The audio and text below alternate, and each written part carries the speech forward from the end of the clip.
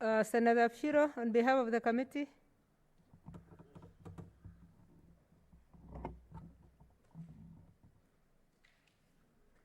Notice of motion.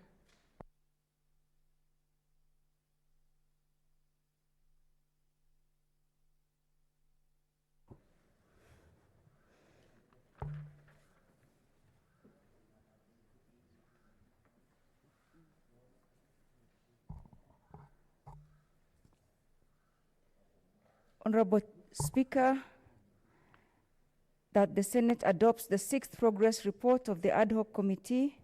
Notice of motion of the 6th progress report of the ad hoc committee on COVID-19 situation in Kenya. That the Senate adopts the 6th progress report of the ad hoc committee on COVID-19 situation in Kenya, laid on the table of the Senate on Tuesday, 19th May 2020.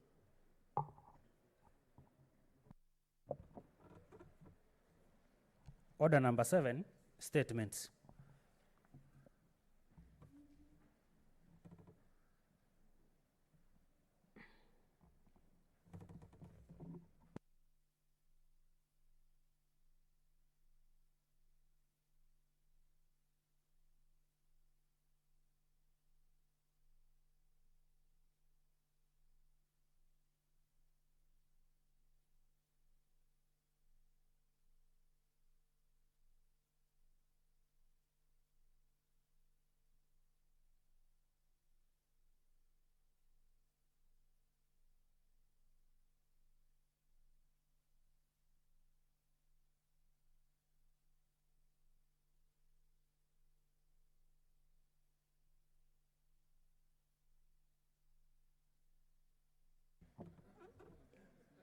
Yes, Senator Ali.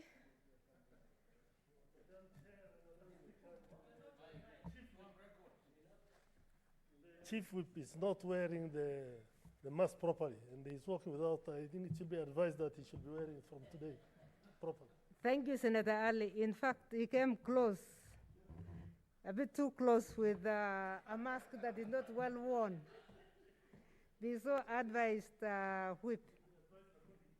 Okay, Honorable Senators, before we move to statements, I think there is one notice of motion by the Whip.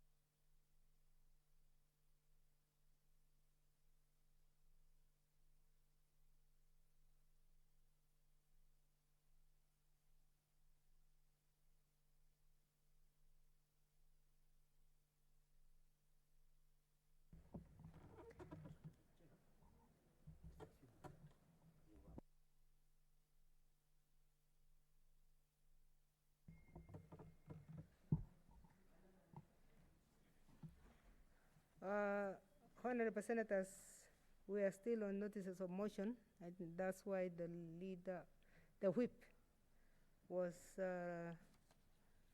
rushing here So before we move to statements, we'll give him an opportunity to give another notice of motion. Yes, Madam Speaker.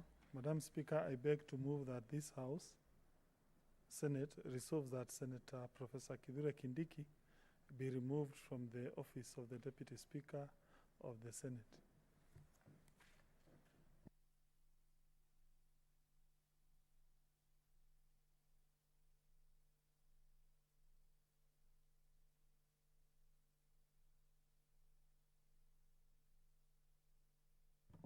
Okay, thank you, Senator. That will be scheduled, so there is no debate on that until when it comes to the real schedule. So next order. Order number 7, statements. Senator Petronila Were Locorio.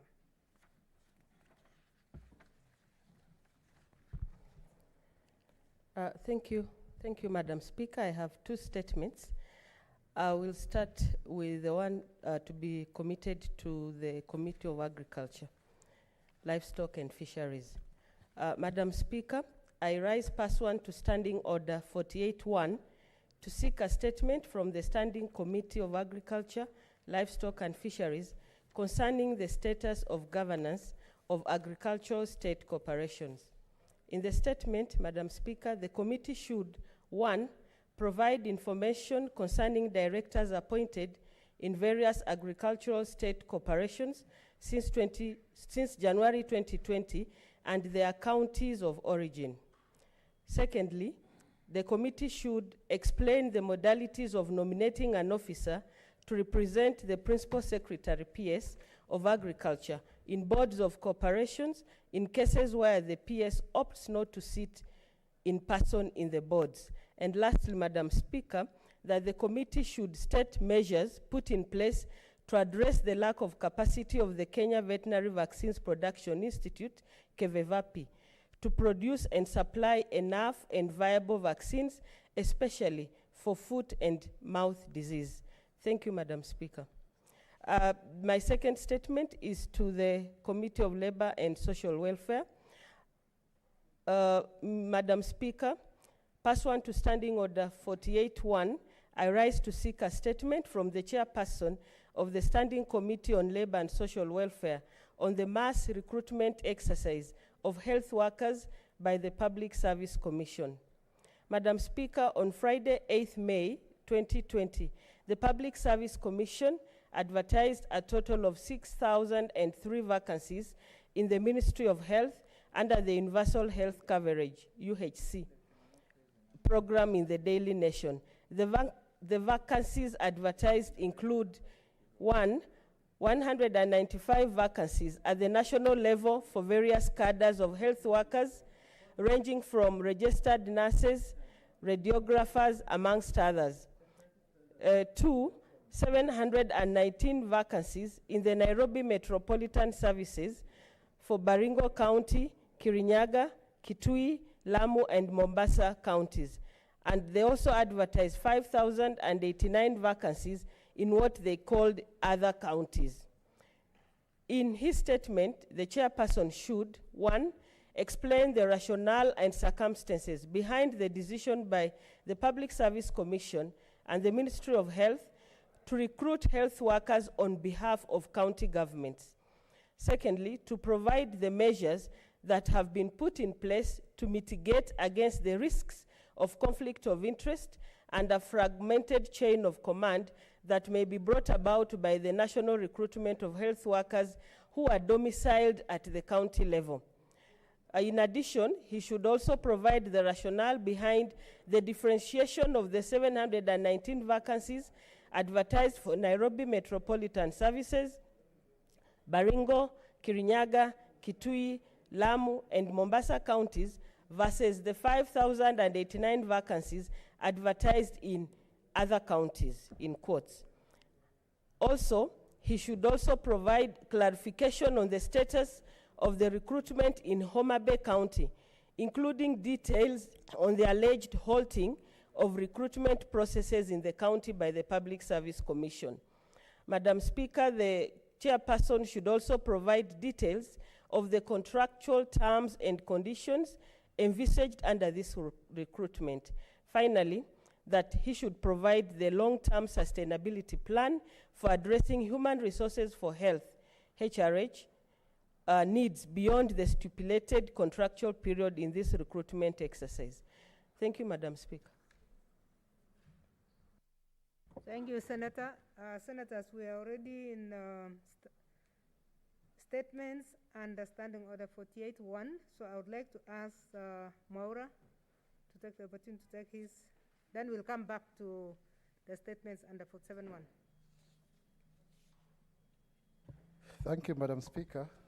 Madam Speaker, pursuant to Standing Order number 47-1, I rise to make a statement on an issue of national concern, namely the effects of COVID-19 pandemic on micro and small enterprises. Senator Maura, I said you came in a little bit late and we went to statements under 48-1. So if you can deal with 48-1 now. I want us to complete 48-1, then we'll give you another chance at 47-1 later. I stand guided, Madam Speaker. Okay. Madam Speaker, I rise pursuant to Standing Order number 48-1 to seek a statement from the Standing Committee on Health on the alleged expenditure by the Ministry of Health in the fight against COVID-19 pandemic. In the statement, the committee should, 1, explain how the Ministry of Health hired 15 ambulances for 42 million shillings, translating to 2.8 million shillings each per month. 2, explain how the Ministry of Health hired 30 cars using 14.4 million at a rate of 480,000 per month. 3, give a breakdown of how 10 million for tea and snacks supposed to be used. 4, explain how donations from Jack Ma were actually distributed across the country. 5, explain how KEMSA got 593 million for personal protective equipment, PPEs, and provide a breakdown of how the monies have been used so far.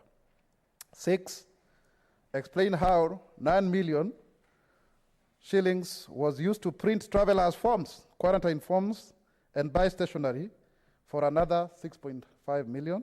And 7, explain how 70 million shillings was used for communication in a month, yet media houses have given a combined airtime worth of 150 million Kenya shillings. Thank you, Senator. Senator Wetangula is not here.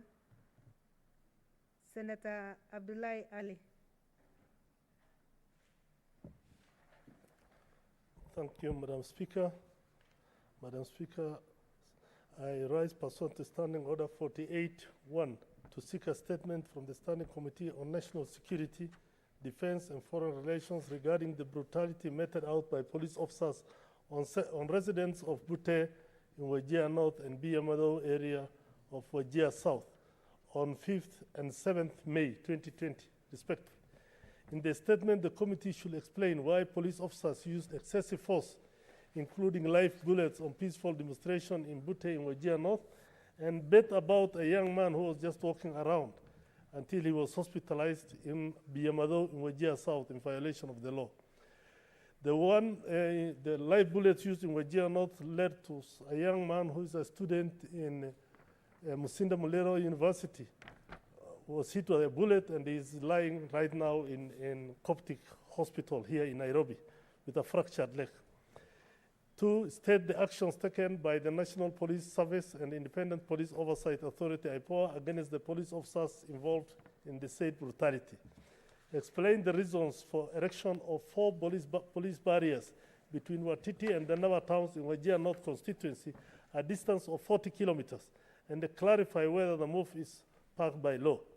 And 4, state the measures put in place to bring to book police officers who have been exhausting and demanding bribes from residents of Wajir North, particularly shopkeepers, border riders, and matatu operators who ferry people and goods in those times. Thank you.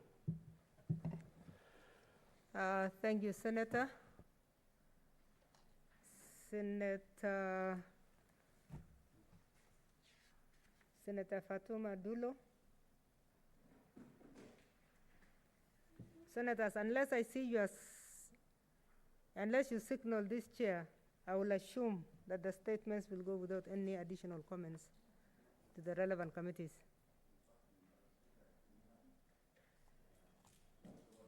Yes, Senator?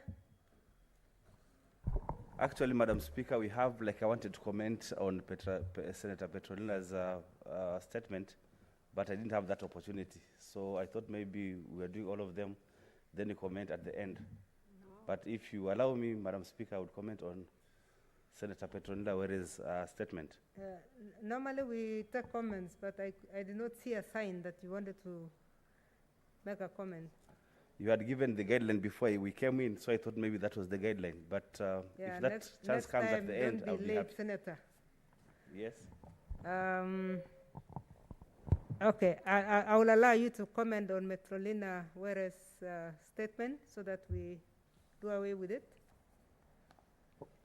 Yeah, Madam Speaker, allow me to comment on the very important statement by Senator Petronila about employment by Public Service Commission of medical officers, and yet health docket is devolved. But most importantly, Madam Speaker, I'm wondering how the people who are supposed to do interviews are allowed to go to counties to do the interviews under the current circumstances of cessation of movement. You reckon, Madam Speaker, that the movement is not allowed from one county to another, and especially Nairobi, Mombasa, and so on. So I'm wondering how these people who are shortlisted, because they apply online, how they are facilitated to move to the areas where they're supposed to do the interviews. I would want to suggest that those people who are shortlisted can show maybe the police commandants and so on, and or the people who are supposed to facilitate the movement, maybe the names on the shortlists, to allow them to go for the interviews so that they're not discriminated upon, Madam Speaker. That's what I wanted to comment about, so that we don't lock out very many people who are qualified to access employment, and we don't also disallow counties that require the services of medics, because these now are associate essential services providers, even if they're not employed. Madam Speaker, thank you. Thank you. On the same, Petronila, yes, Senator Ongeri. Thank you, Madam Speaker. I appreciate that during this pandemic of coronavirus, the government was able to consider an additional employment of the medical cadre in various counties to be able to alleviate the acute shortage of workers in these counties. And I hope that this will be a permanent feature, because the acute shortage of these workers in various counties leaves a lot to be desired, because services may not necessarily be rendered to the people with finality. My second point, Madam Speaker, is that while employing these people, I think there must be a level of transparency and accountability. I've heard from several counties stories that may not be very pleasant, that during this process of interview, there's rent seeking that most of them seek to get from the prospective candidates who are likely to get any job from those places. And I will urge that our security agencies, the anti-corruption element, may be able to focus on various counties that are doing this kind of unfortunate situation, so that they can save the young people from being asked to pay a lot of money up front without any justification whatsoever. And I think they should be called to account when they develop these kind of measures. But otherwise, I like the method, and I like to hope that there will be more and more places given, particularly in my county. I want to see more and more spaces being given to the county to employ more people, because the health services have got a very acute shortage of workers, particularly health workers in those areas. And once the funds are available to them, I hope that everything will be put into good use without resorting to an orthodox method. I thank you, Madam Speaker. Thank you, Senator. What's your point of order? Madam Speaker, you forgot to give timelines to the chairs of the Standing Committee on Health and Agriculture who are both in the House. It's not yet over until it's over. Senator Faria? I also had a similar comment. Senator Abdullahi's statement was not committed to a particular committee, was it? We went back, Senator. Okay. We went back to clear any comments, anybody with comments for Senator Petrolina? Yes. Oh. So let's finish. Yes, Senator Ali? Thank you, Madam Speaker. While the ministry or the national government's job of trying to employ more medical personnel in the counties was commendable, what is happening in some of the counties, like my county, is pathetic, really, because it's not only rent seeking. You'll see that the people who are supposed to be employed are coming possibly from only one constituency. And the drama in Wajir right now is that some of the people who are supposedly shortlisted do not even have letters of accreditation from their organizations. So they've just finished college, whether nursing or public health or clinical officers, they have not done even internship. And once they have been employed, now the Public Service Board in Wajir is in the dilemma of what to do with such cases. I'll want the committee to look into this issue, that if at all things are sent to the counties, but the national government must make sure that there's fair distribution within the county. Thank you. Thank you, Senator. Anybody else wanting to comment on Petrolina's 2 more minutes? Yes, the last 2 minutes to Senator Bishiro. Thank you, Madam Speaker. Madam Speaker, I think what Senator Were has asked is really, really pertinent, especially for this House, which is here, and its sole mandate is to ensure that we protect counties and the people in the counties. Madam Speaker, taking back some of this human resource for health employment is actually taking devolution back. And we're thinking that under the guise of COVID, a lot of governments, both at national and county levels, are taking back powers from devolution and taking back powers they don't really shouldn't be doing. And sometimes some of these are necessary and those powers will be given back. But oftentimes those might never be given back. And so this House must really stand up and ensure that under the guise of COVID, we do not really roll back the gains of devolution. I support and I hope that this will be dealt with immediately. And I know as COVID committee, we have actually started on this already, but it would be nice to also just have the committee that she has asked the request from to really get to the bottom of it as well. And we have a lot of information on that already and we will share. I thank you, Madam Speaker. Thank you. Senators, as was inquired, under 48(1), we don't necessarily give a timeline to a committee. What we really do expect is that the relevant committee will go and work on it and bring it as soon as possible. So I would like to encourage the committee to deal with this as fast as possible and bring it back to the House. The other one of 48(1) was from Senator Mwaura. Anybody who had a comment who may have felt skipped? No, thank you. Senator Abdullahi Ali. Is ready statement? Yes, Senator Faria. Madam Speaker, I wish to thank Senator Abdullahi for bringing that statement. And I wish to, I mean, we are all concerned in terms of the police brutality, in terms of dealing with the curfew and the rent seeking that's ongoing.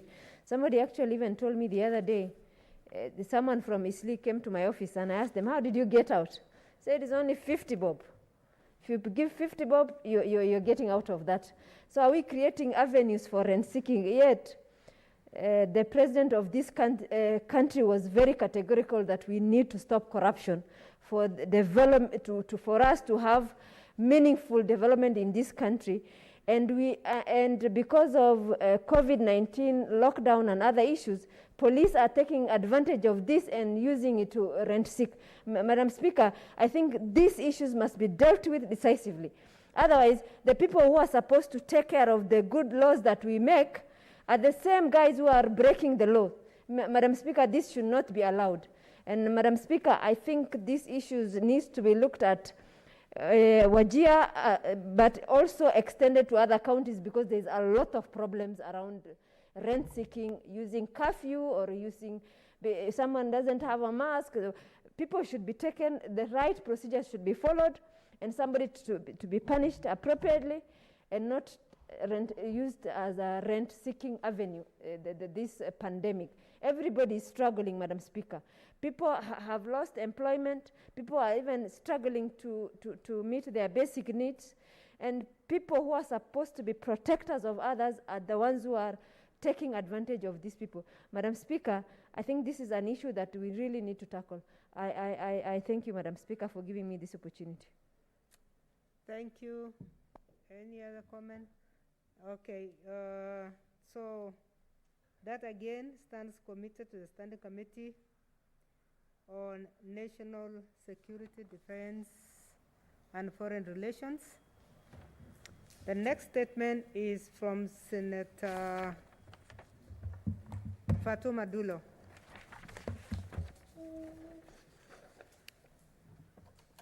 Thank you, Madam Speaker.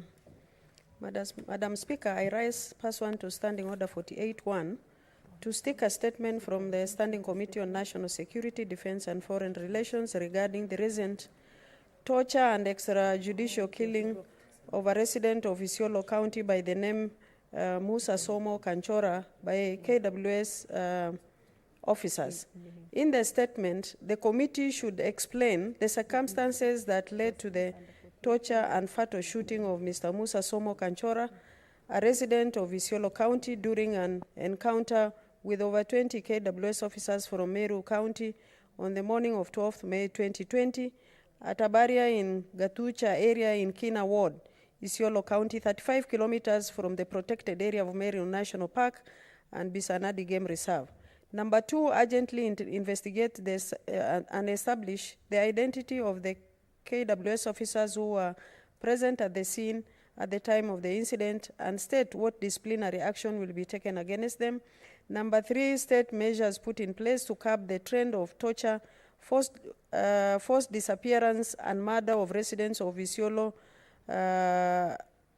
and Samburu counties involving KWS unit at the protected area of Meru National Park and Bisanadi Game Reserve, in light of the fact that so far 5 other residents of Kina in Isiolo County have been killed and 10 others have sustained traumatic injuries as a result of torture by KWS officers, while 12 cases of enforced disappearance had been recorded as at December 2019. Finally, Madam Speaker, ascertain when the families of all the victims of extrajudicial killing will receive compensation from KWS. I thank you. Thank you, Senator. Yes, Senator Abshiro. Thank you, Madam Speaker. Madam Speaker, please, thank you for allowing me to add my voice and congratulate my sister, Senator Dulo, for bringing this very important human rights violation statement. Madam Speaker, in this country, government-protected areas that are protecting wildlife live next to community areas. In fact, more animals are on the community land than they are in the protected areas. That an individual, in the case of KWS, they usually have statistics, but in the case of this person, as Senator Dulo has put, it is not just a statistic, it is somebody, a Mr. Musa Somo Kanchora, who has been shot. And that Mr. Kanchora is not just one person. Since inception of the protected area, so many people and so many lives have been lost, and the issue of the conflict between the communities and the armed KWS officers has been ongoing for so long without any resolution. Madam Speaker, it's about time that the government started to value human life, and the government started to actually take action against these rogue officers. I myself worked for KWS for a number of years, and at no point is a KWS condoning this kind of killings and wanton destruction of actually life. Madam Speaker, the right to life is sacrosanct and in our constitution, and we must be told how the people of Isiolo and other areas that are adjacent to the protected areas. I know the Samburu belt, the Masai Mara belt, the Taita belt, all these areas are inhabited by communities. These communities have been looking after these animals, but for them to be killed so carelessly and so callously is unacceptable. And it's about time this committee really comes and makes sure that KWS and other government agencies do not just extinguish people's lives with impunity that has happened so far. Madam Speaker, the people that are supposed to be protecting lives are the same ones turning on people. We've seen that with the police, the case of Wajir that Dr. Ali has just said. We've seen that even right here during the curfew enforcement.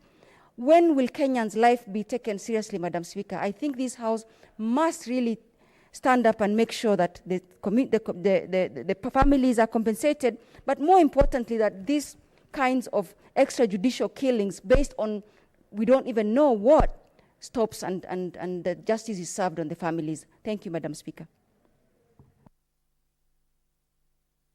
Senator, Honorable Senators, that statement stands therefore committed to the Standing Committee on National Security, Defense and Foreign Relations. And again, we encourage them to move as fast as possible because a timeline is not stipulated in our standing orders. Next statement by Senator Abshiro Alake.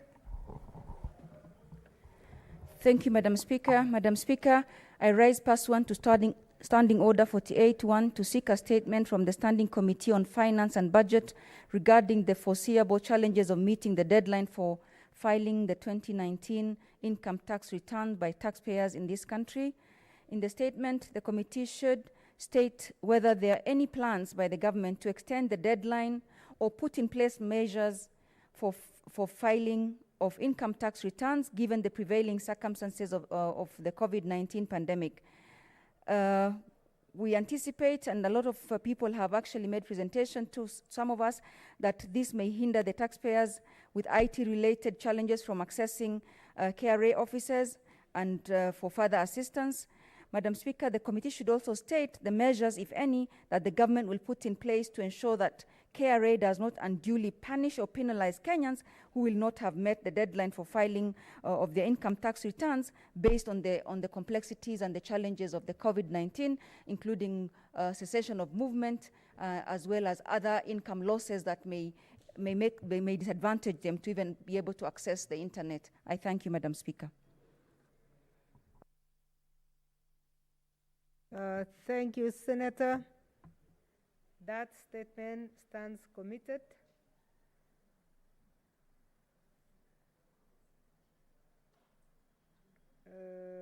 To the committee of,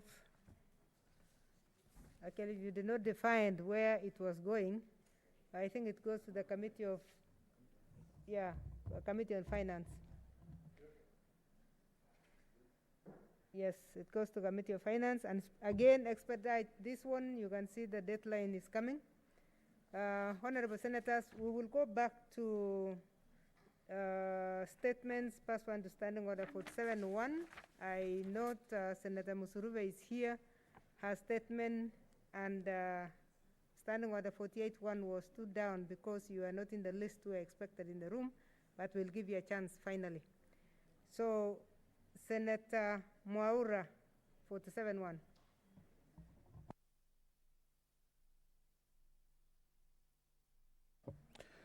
Madam Speaker, should I then go ahead to give the other notice? Thank you. Madam Speaker, pursuant to Standing Order 47-1, I rise to make a statement on an issue of national concern, namely the effects of COVID-19 pandemic on micro and small enterprises, MSMEs.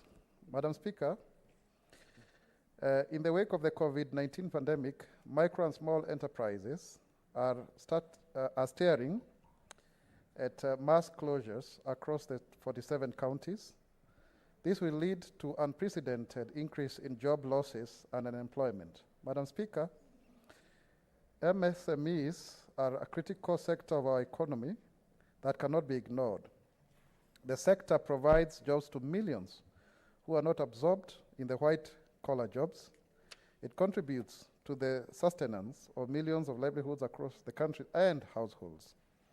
The devastating effects of COVID-19 on business environment has hit the said enterprises hard, and especially breadwinners can no longer provide for their families. Consequently, poverty levels are in the short term expected to rise as COVID-19 persists. Madam Speaker, across the country, barber shops, salons, tailoring shops, furniture sheds, grocery shops, among others, are not making any form of revenue. And the micro enterprises are struggling to stay afloat, and dwindling business prospects are a reality that they are facing because people are not moving around. And the purchasing power has actually been reducing by the day, with many now choosing to spend on bare essentials so that they can survive. This trend, Madam Speaker, will surely drive millions in the SME sectors into poverty.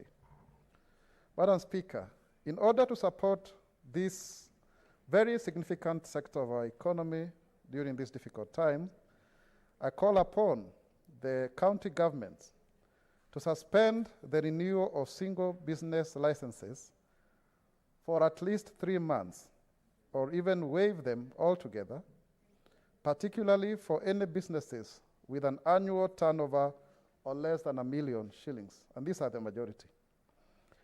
Madam Speaker, charges for accessing open-air markets, as well as access for agricultural produce, should be suspended for at least 3 months or waived for the remaining part of the year. Madam Speaker, I encourage the Standing Committee on Tourism, Trade and Industrialization to engage the Council of Governors, COG, and the County Assemblies Forum, CAF, to ensure the county governments respond to this pandemic as I have proposed, and I call upon this august House to agree with me. Further, that the county assemblies may consider taking legislative interventions to give legal effect to relief measures that I have specified. Madam Speaker, the situation is really dire. And the big question is, we have seen the national government trying to give some tax reliefs to the formal economy. But the county governments who are largely in charge of the informal economy, and that is where most Kenyans are earning an income, we've not seen a reciprocal measures. We've not seen them doing the same. And you can see, Madam Speaker, even people are using their private vehicles. Like if you go next to Windsor on the Northern Bypass, people are using fairly good vehicles. Now they are actually hawking fruits and vegetables by the streets. And in fact, it was even featured. So, Madam Speaker, I'm making a passionate appeal that county government should also reciprocate, because businesses are collapsing, people are hungry, people have no food, so that at least there's some respite and we can save the economy. I submit.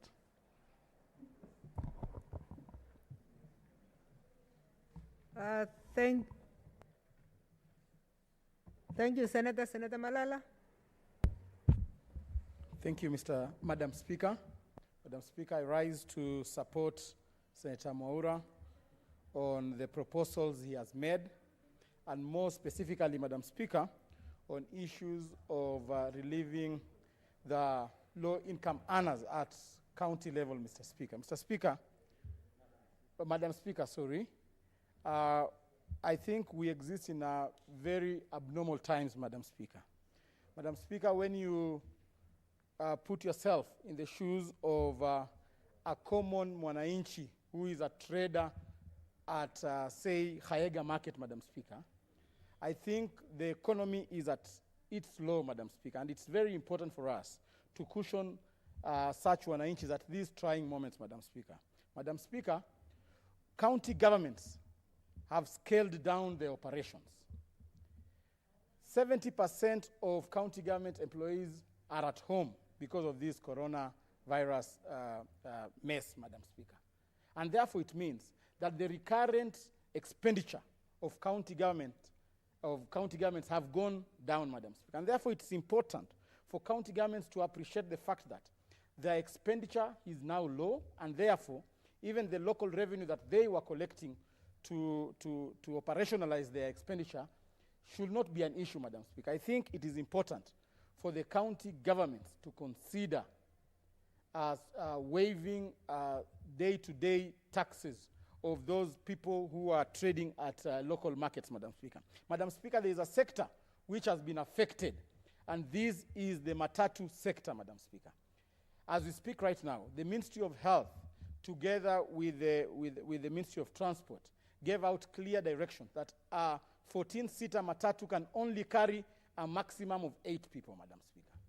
It is sad that as much as we are reducing the numbers or the capacity of matatus, we are still taxing them as though they are still carrying to capacity, Madam Speaker. It is important, Madam Speaker, to consider to waive taxes being put on such traders, Madam Speaker. I was speaking to one of the chairpersons of matatu operators in Kakamega, Mr. Sangulo, and he told me life is hard. People are parking their vehicles. Drivers are losing their jobs. Conductors are not going to work, Madam Speaker, just because they are unable to break even in their businesses. And therefore, it is important for us to consider the statement by Senator Mwaura to look into ways in which we can cushion traders and small-scale traders. We have people who work in saloons, Madam Speaker, who cannot afford even a meal per day, yet they still pay rent. And this should also extend to the landlords, Madam Speaker. I want to appreciate landlords in Kakamega town who have considered to at least negotiate with the business community. But not all landlords have complied. How I wish this should be a policy from national government to urge all the landlords to consider waiving part of their monthly rent, because we are existing in very difficult times. So I want to congratulate Senator Mwaura for coming up with this noble idea, and how I wish we can now conceptualize this idea into a policy so that it can be effected for the betterment of our people. Thank you. Senator Gerard Gay. Thank you, Madam Speaker, for this opportunity. I want to add the voice to the statement by Senator Mwaura and say that questioning small business is very crucial because, Mr. Speaker, Madam Speaker, as you are aware, that majority of these small businesses, enterprises, are normally run by young people. These are people, I know quite a number have closed down business because they don't even have sufficient capital. Therefore, Madam Speaker, I support, there are many sectors that depend on daily earnings, even what my brother has said about matatu sector. Madam Speaker, I agree, even as we continue in the fight against COVID pandemic in the country, we must agree that there are legislative and policy interventions that need to come into force to ensure that we cushion our people. I've seen the European Union and other across the world, even the World Bank have come up with various measures to ensure that the ordinary wananchi, the business people are being protected and are being cushioned.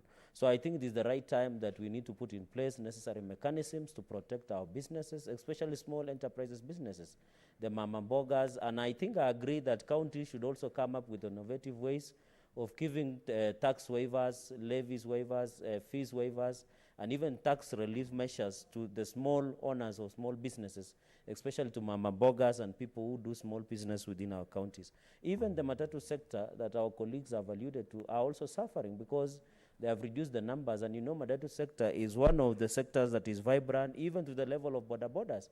Because in a case where a border would carry maybe 2 or 1, or now they are not allowed because of social distance, most of them, Madam Speaker, are even also struggling to pay loans. So you have to appreciate that we need policy interventions because the banks and even finance sector have agreed that they will review or do something about the loans. We must agree that there should be a process on how to caution. Finally, Madam Speaker, since we come from North Rift where it's the major region that feeds the entire country, I wish to advise and add that Senator Mwaura also should include on cushions to farmers. Because, Madam Speaker, if we do not have food security in this country, I can tell you there will be a threat to national security because there should be sufficient of food supply in the market. So I want to call upon that even as we look to policy interventions, we must put in place the necessary interventions to cushion our farmers, especially in supplying subsidized fertilizers, subsidized seeds, necessary mechanisms. Now we are at this season where the weeding is ongoing, and we are also doing top tracing in our farms, especially on maize planting in areas in the North Rift. Madam Speaker, we need necessary even zero rating of these pesticides that we use for weeding and even top dressing fertilizer, so that we ensure, Madam Speaker, we have sufficient food, so that even Kenyans are being advised to stay at home. They should be locked down, they should be cessation, and many other factors, Madam Speaker. We should also put in place necessary so that farmers continue to produce more and ensure that we stabilize food prices in the market. Because the more the food supply in the market, Madam Speaker, it means the demand will be stable, and therefore our people will continue to buy food at affordable prices, and will be able to eradicate the issues of COVID pandemic in this country. I thank you, Madam Speaker. Thank you, Senator. Is that Matsaya? No. Yes, Senator from Taita, Taveta. Thank you, Madam Speaker, for giving me this opportunity to weigh in onto the statement by Senator Mwaura that seeks to address the plight of the SME or the small and micro enterprises in our country. Madam Speaker, it is true that we need to look and address at the plight of the SMEs, in that given the economic downturn, the SMEs are doing very, very poorly. And I want to address this issue in 3 areas. The first one is that county governments may consider to waive the licenses by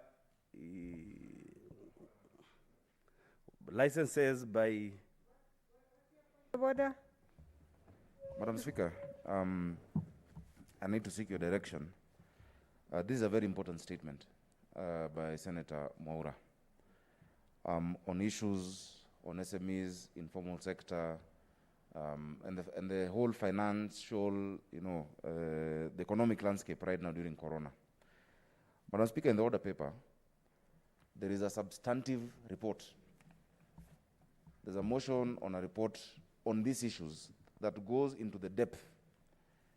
Madam Speaker, would it be proper for me to ask that you can direct that these very useful comments be made, because the House doesn't work in vain. You're talking about policy interventions. Senator Sakaja, you are jumping the gun. I'll make a conclusion at the end of the contributions. Members are contributing towards that, and then after that we give a conclusion. Madam Because Speaker, we are either directing it to a committee or directing it to that committee you are talking about, Madam whose Speaker, report is in there. Madam So Speaker, you're not getting what I'm saying. I'm wondering what is out of order. There is a report already that was moved in the morning that is being seconded, and these contributions, so that the House can actually make Yes, Senator a Sakaja. resolution. Yeah, Senator Sakaja, That is okay for that motion. Let's wind up the contributions towards this statement, and we'll be Thank able you. to. Madam Speaker, I don't think we've understood each other, but I stand guided. On another point of order? It's not really a point of order, Madam Speaker, but just to inform my brother, Senator Sakaja. Does he want your information? Of course. Madam Speaker, I do not require information at this point.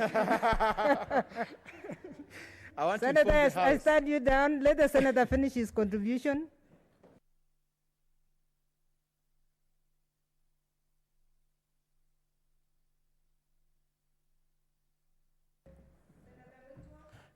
Yes, Madam Speaker, while the motion that is before us is very important, I think this statement is equally important so that we've got to apportion time to each and every activity so that we do not do one at the expense of another. I think this statement that Senator Mwaura has actually read is very important, and in any case, I think that the other committee on COVID can even pour at the contributions we are making. Yeah. Pertaining that statement. Thank you, Madam. Let me not open. I do not want to open it for discussion. According to our standing orders 47 and 48, you have a right to ask to seek a statement, members. And the way you seek your statements, we only have that small window to allow other people to add to your statement. At the end of the statement, we'll decide what to do with the comments. Thank you. Complete, Senator. Madam Speaker, yeah, I had already spoken to the fact that we need to look at the tax regime in the counties, especially to do with licensing. We can do waiving.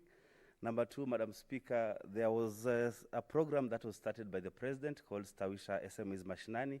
If there is any opportune time to roll out this program, the 4 billion program, then it is now, so that we can cushion our small and micro enterprises.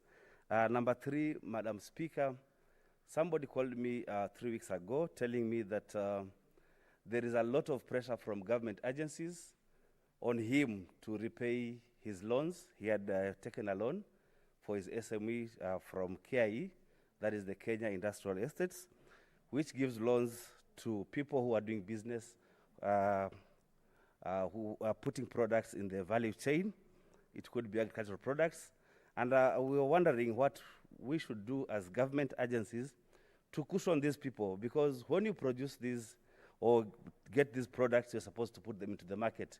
Given the current economic downturn, then there is no market for these products. Why do you, again, start pushing these people to repay the loans? I think KIE and other agencies, government agencies that are giving loans, and even the non-governmental, the non-state actors who are giving loans, can consider maybe waiving the loans until such a time when the economy is settled. Number four, Madam Speaker, there is the aspect of reopening the hotels that is there with us. The operators of the hotels are told, please get new licenses, please have all your employees tested for COVID-19. The tests are very expensive.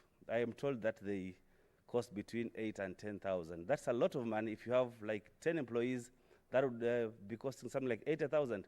So I think these are some of the incentives that we can waive, or we can look at a broader perspective, so that we can save our small and micro enterprises, which are giving employment to a lot of people. I support the statement, Madam Speaker. Yes, Senator Ongeri. Thank you, Madam Speaker. The bottom line of this statement by Senator Mwaura is putting food on the table. And this is really the crisis in which we are today, Madam Speaker. Considering that the job opportunities, there have been massive layoffs, people are not working in their industries, people are not working in their small-scale enterprises, people are not tilling their lands for food production, people are not accessing certain facilities, particularly the loans in the banks. Therefore, there's a total crunch down of every possible conceivable help that may find their way to the help of these operators, the young ones. Madam Speaker, I get very distressed, like this evening when I leave here and I'm going home to my house. at 4 p.m., 5 p.m., even to the curfew time, the number of ladies waiting to just get a day's job to go and put food on the table, who are seated on the roadside waiting for some Samaritan to come and ask them to do some little job for an earning to be able to put the food on the table, is very pathetic. The number of telephone calls I'm getting from my own county, from my own constituency, from my own home surrounding, people crying of food on the table. And when I try to tell them, even you people, at least you can be able to have access to some vegetables in the garden, some bananas in the garden. He said, Mr. Senator, these things are now not forthcoming. We cannot be able to even buy the simplest skuma wiki for our survival for those things. What does that tell you, Madam Speaker? It's just an indication that the social fabric of this country is just about to break down. And I agree with Senator Sakaja that COVID-19 bill, which has a whole array of arrangements and actions around the social outfit, what must happen to the people today, it's very important. I was going to suggest, and I thought the President came out with a very clear strategy and statement saying that he's going to address the plight of the micro enterprises and give them some kind of economic stimulus so that they can be able to survive during this COVID-19 pandemic.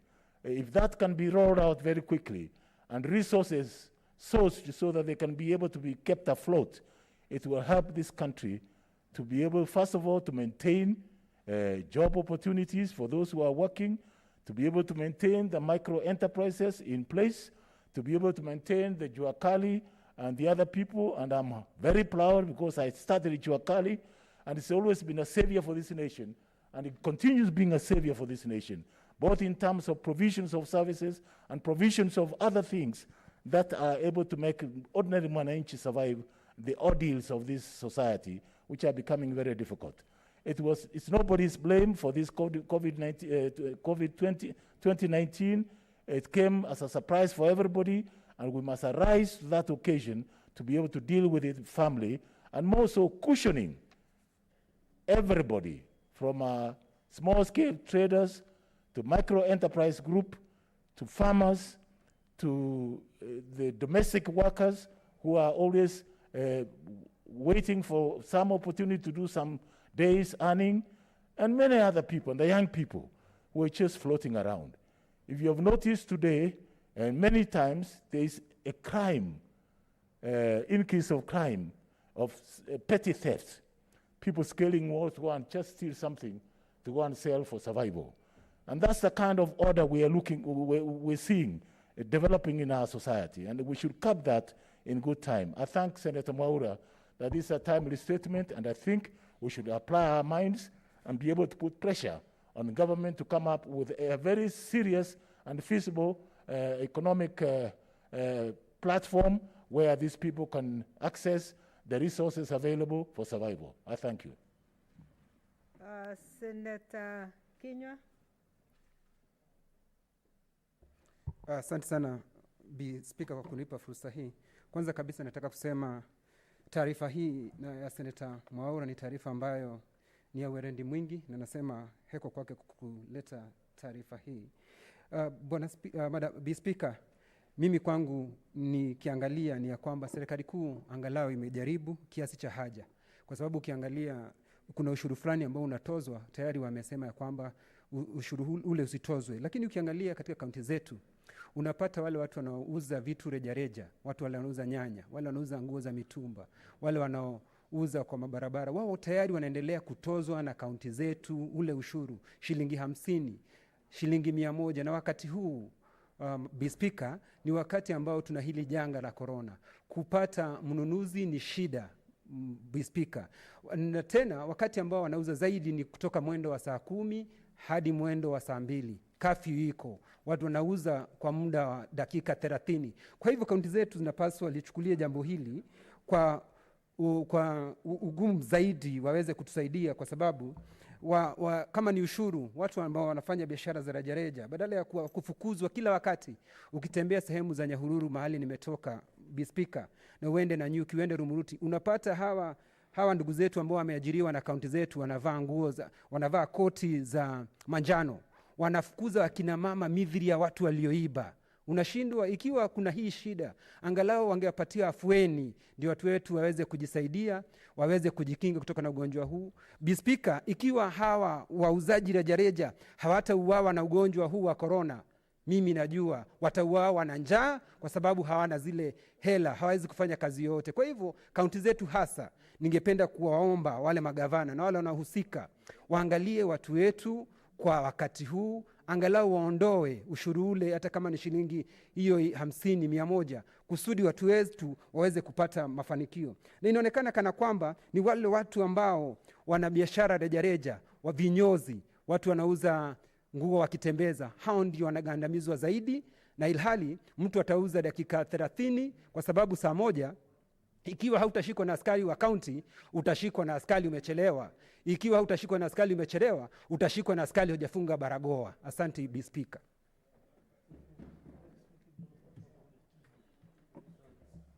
Thank you, Senator. I think that brings an end to the debate. Honorable Senators, this was a statement under 47.1, and under 47.1, we don't normally refer to a committee. But as was rightfully mentioned by the chair of our ad hoc committee on the COVID-19 situation in Kenya, I would like to recommend strongly that that committee takes advantage of the information that has come out, and not just take advantage. We know that the notice was given this morning on the same, and it's going to be in the order paper. So that will only be additional information. Chair Sakaja on that, and that was where we are going to end up in this, that most of the information you have received from members today, when it comes to the debate, they will only add to that. But it's really to enrich that report. There is no other committee that we are referring this statement to, except to enrich the ad hoc committee of COVID-19. Thank you very much. The next statement under 47.1 is the statement by Senator Okongo Mogeni.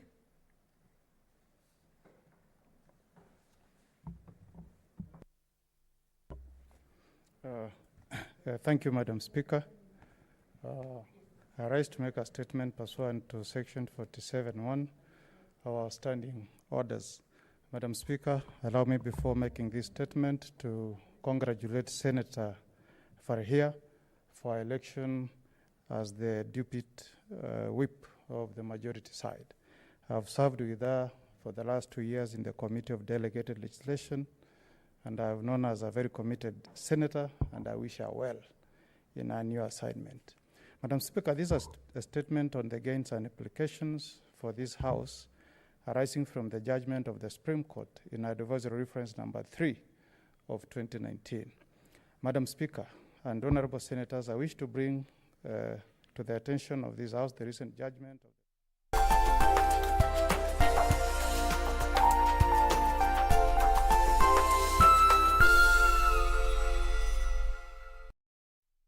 was to welcome CS Edan Mohammed, who is with me today, and we will be addressing some of the issues that I do not address. And because I'm keeping proper social distance, I can be able to speak without this thing. I want to start off by just talking about where we are currently, what we have done so far. As you know, we are in the 3rd month of our battle against this disease. As a government, we have prioritized our preparedness. We have got commitments, and we are operating from a multi-sector approach on this, making significant steps. But let us not forget that even as we talk about our success, the virus is still in our midst. In the last 24 hours, for example, if you look at the graph and the regions, you can see that globally we have 4,618,000 cases.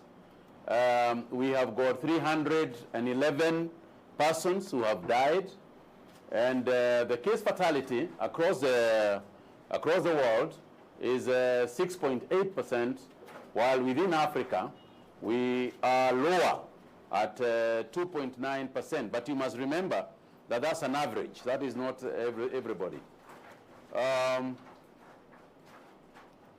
Again, if you look at what we have tested in Kenya, we have tested this figure there, 46,784 samples. The positive cases so far are at heading towards the 1,000 figure. And the active cases we have, because we have recovered 358, and therefore the active cases, the cases of the persons who are still within our care is 555. Now you must remember again that we are glad that out of those 555 cases, we actually do not have anybody who is symptomatic as such. We have nobody on ventilator, and we have nobody on oxygen. Now this is a comparison of is a comparative analysis of what is happening elsewhere and ourselves in understandable terms. If you look at this curve here, this green one, that's us, that's Somalia, and you can see that at some point they were way below us on this point here.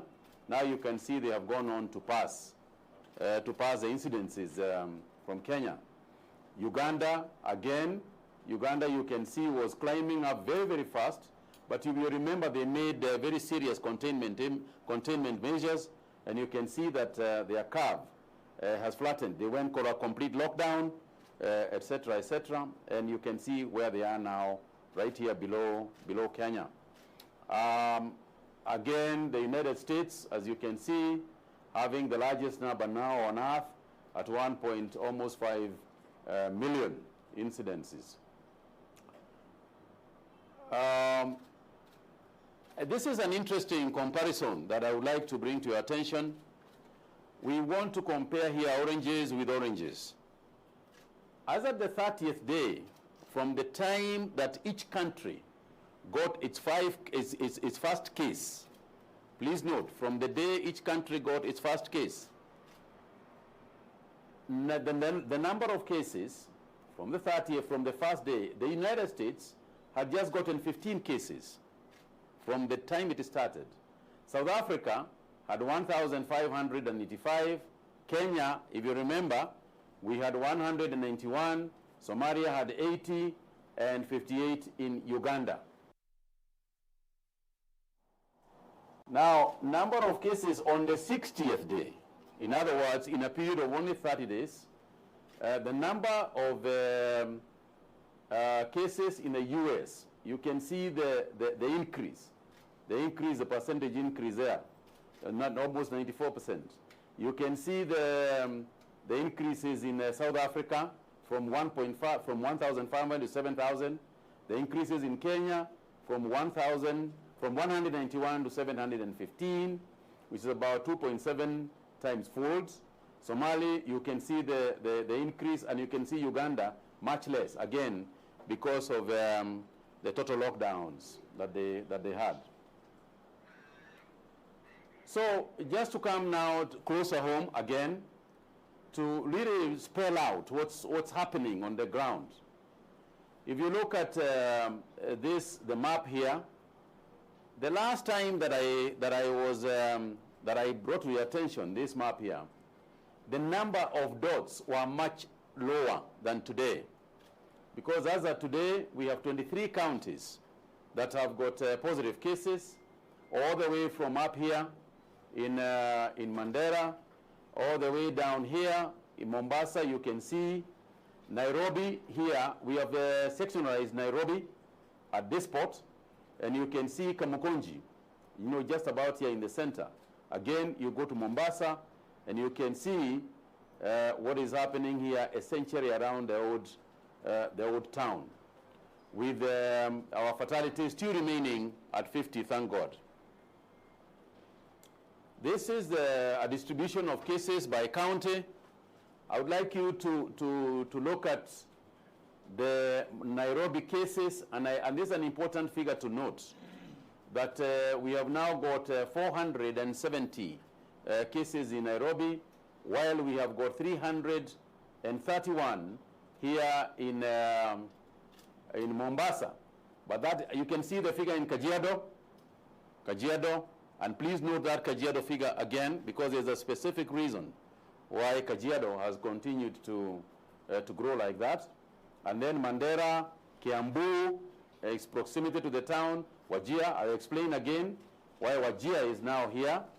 Majia, Mandera, I'll explain all that as we move on.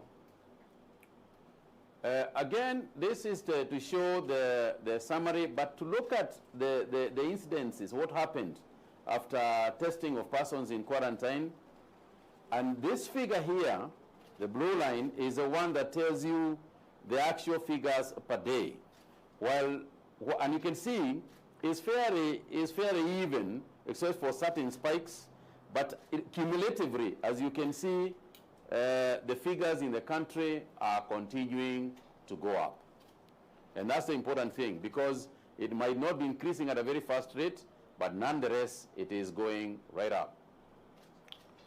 Then if you look at the age groups and how they have been infected, 0 to 9, very few, 60, the main group, the main infections are here, between 20 years and 39 years. This is where it is the largest. And this is what we are calling mosquitoes, because a lot of them carry, but they don't actually succumb to it. With about 963 cases, the number of female infections, 38%, male, 62%. You can see that this gap has widened. As cases have increased, the gap has widened, and perhaps the doctors will tell us why this is the case, why we have got almost, nearly heading almost to double the figures. Now, I want you to look at this map very carefully to note that the importation of cases from the neighboring countries, look at that. That is Wajir. Wajir now has got 14 cases around here, and out of those 14, 12 actually are from neighboring Somalia. Round about here, as you know now, today we have got some more cases. And then largely you come to this border, particularly in the southern border. This is Isibania. You can see we have got 10 cases, and these are the cases we are talking about that have come from the neighboring countries. Namanga, the same thing. You go to Lunga, again, we have infections here. But the most important thing is not even these levels. We have our team, led by Dr. Amoth, that went to look at the situation in Namanga the other day.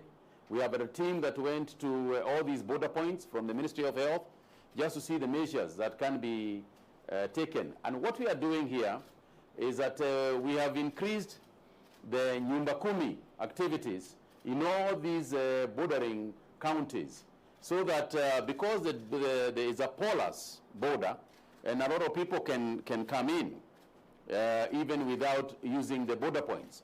So what is happening now is that the Nyumba Kumi people are being asked to watch and see if there is anybody who has crossed the border. Then they must report to us, and they must report to the authorities, because one of the cases who passed away at Kenyatta National Hospital actually crossed through this porous border and eventually arrived here in Nairobi.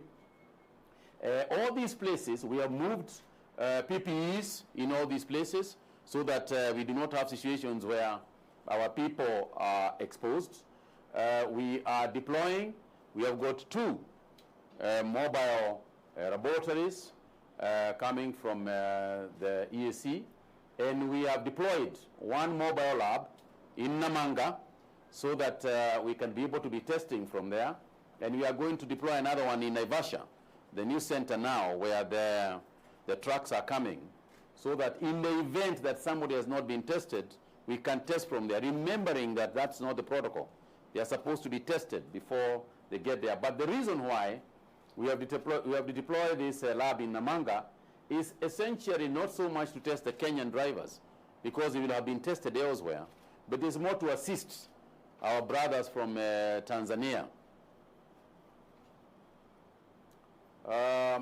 Now, this is now critical and might explain to you why the president took the measures that he did the other day. If you look at Isebania, we have got our own cases, as in 10 cases, but we have returned 4 persons towards the Tanzanian border. On the Lunga side, you notice that we had only 3 cases, but we have returned 24 truck drivers on the Tanzanian side. If you look at Namanga again, I read that we have got 16 cases in Namanga, in Kajiado essentially. Loitoktok, we have 1 case, but we have returned 5 to the Tanzanian side. The same case, look at this. This here is 16 cases in Kenya, but we have returned 126 drivers who tested positive. When we tested them across the border, they tested positive and therefore could not enter the country. So in other words, out of the 214 cases that have been detected on the Kenyan-Tanzanian border, 182 were foreigners. 182 of them were foreigners, and therefore what would have happened had we not taken the measure of testing at the border is that these 182 people would now be in our midst. They would be moving around the country, and you can therefore imagine the rate of infections that this would have caused. Again, look at Wajir, 14 cases, all right, 16 cases cross the border through the Kenya-Somali border. And today, we have 2 new cases confirmed in Garissa County. So Garissa now joins the counties that have got infections. Again, is recently crossing from Somalia. This is why we are talking about the Nyumbakumi being a very important and critical unit in fighting this disease. Because what it means is that the entire border, from the north to the south, on the Kenya-Somali border, we don't have policemen at every point. So our policemen are supposed to be the Nyumbakumis who must report. And they have continued to do so. And I want to thank them. I want to thank them sincerely, because they are the ones who have detected all these cases that we have got here. Now, again, to emphasize the critical importance of just a single individual, just to show you what a single individual can do. And saying so, remember that the first case in Meru County that we have reported actually came out of a hotel owner, James, who decided that he has to test all his hotel keepers before they resume work, and one of them was positive. Fortunately for him, he discovered it on time. He has got his hotel workers now in quarantine. But you can imagine, if you consider this graph, then you consider this diagram, then you can see what I mean. The first case here in Kilifi, you remember case number 14 in Kilifi, transmitted to case number 48 in Rabai, transmitted through that case to case number 141, who transmitted these two now, case number 41 and case number 187 coming from this direction, and now where were they? They were now in Mombasa. Now look at what happens then. So this case comes down to case number 15, case number 30, all that. And then on the third line, case number 44, is it 44? Case number 44 now drops down to all these cases. And you remember in Korea, there was a famous case number 33 or something, who infected almost 5,000 people. Now you can see what has happened all the way from here, coming down, and all these people, all these cases have now come out of these people. There is another point to notice here and to record. If you look at this line here of the infections that came from this character right here, you'll see that case number 140 got 2 infections. This case here got all these people. This one, even more. But look at this. No infections here yet, no infections here yet, no infections here yet.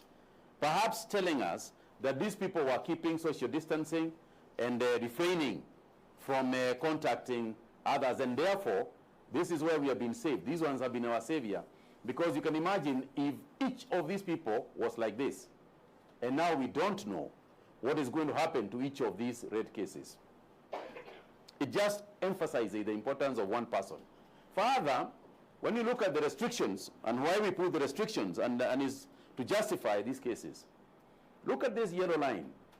This individual, KPA staff, left Mombasa on the 5th of April. They came and spent a night here in Nairobi, okay? They left for Siaya the next morning, stayed overnight in Kisumu before proceeding to Siaya and being confirmed positive thereafter. And then starts the whole chain all over again. One person. Let's look at this case. The case in purple started here in Kilifi, moved all the way to Mombasa. There are 2 individuals here. Is a sister and a brother who left Mombasa at night, proceeded to Mandera the following day. They came through here. They proceeded on this path via Wajir all the way to Mandera. Now, 6 cases are linked to those 2 people who traveled through that route. 2 people only, and maybe one of them only was positive, but 6 cases thereafter. Now, as regards why we have again contained some of the areas in Mombasa, Old Town, and here in Isili, again, look at this. You can see the spread, particularly in Mvita, in Mombasa. Mvita in Old Town is the highest cluster that we have got. You can see that in terms of the denseness of an area and the number of cases in that area is here in Mvita. And I want to thank the Mombasa governor for doing everything that he can against a lot of opposition and a lot of opposition for trials. But I want to say that Governor Joho has really, really tried and put in a lot of measures and capacity for the people of Mombasa County. In Nairobi, you can see again Kamokonji, essentially around about the Isli area, 104. You see that is almost double everything everywhere else. Dagoretti, again, this is Kawangware. Kawangware, the cases that are appearing in Kawangware, these are slowed down a little bit now.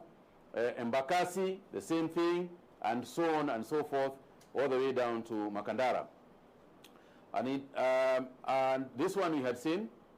Let's flip again, continue. Again, this we looked at, but again here the issue of the deaths that we have experienced. 0 to 9, we had just one or very few. 10 to 19, no deaths. 20 to 29, no deaths. 30 to 39, a few.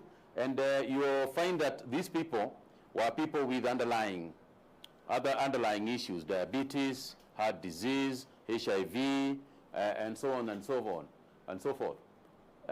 50 to 59, you can see that gap, and then here comes where some of us belong, and the danger thereof. If you look at now, this is important to note again. If you look at the distribution of deaths across the country, you will see the one in Bomet, the one in Kiambu. Look at Mombasa and remember the numbers. Nairobi had almost 100 more cases than Mombasa. But look at the number of deaths. Mombasa has more deaths than Nairobi. This is why we have been explaining that people must not be kept at home. You must leave your house.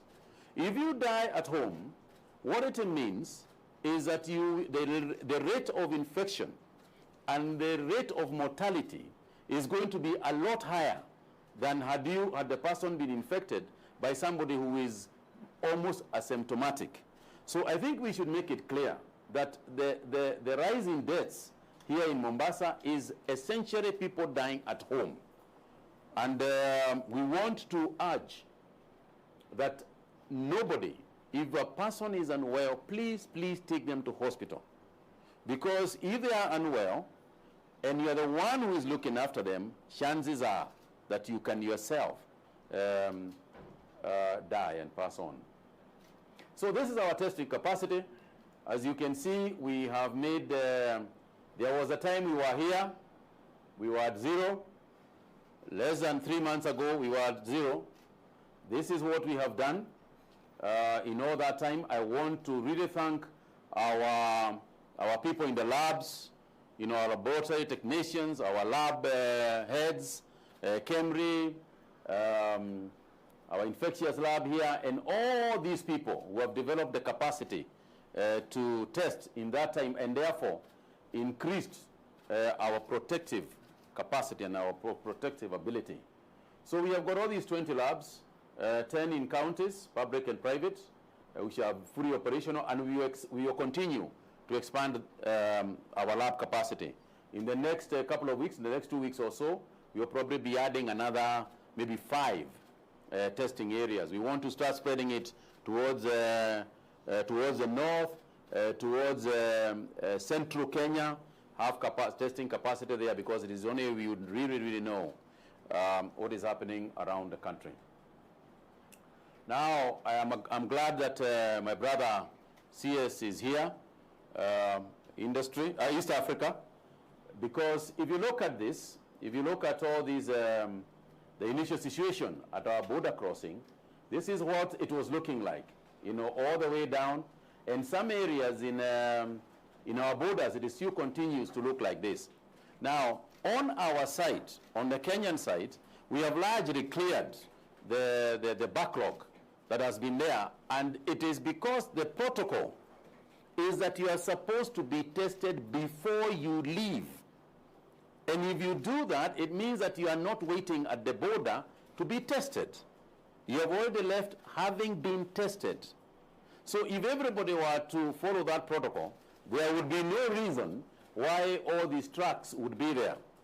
Now, let's also be clear that the reason why on the Tanzanian side there is a backlog, it is not because of us wanting to keep them there. We want to clear them as quickly as possible. But it's just that on the Tanzanian side, they have not been tested. So at a great cost to us, we have to test them because they are our brothers and sisters, and we also want to do business with them.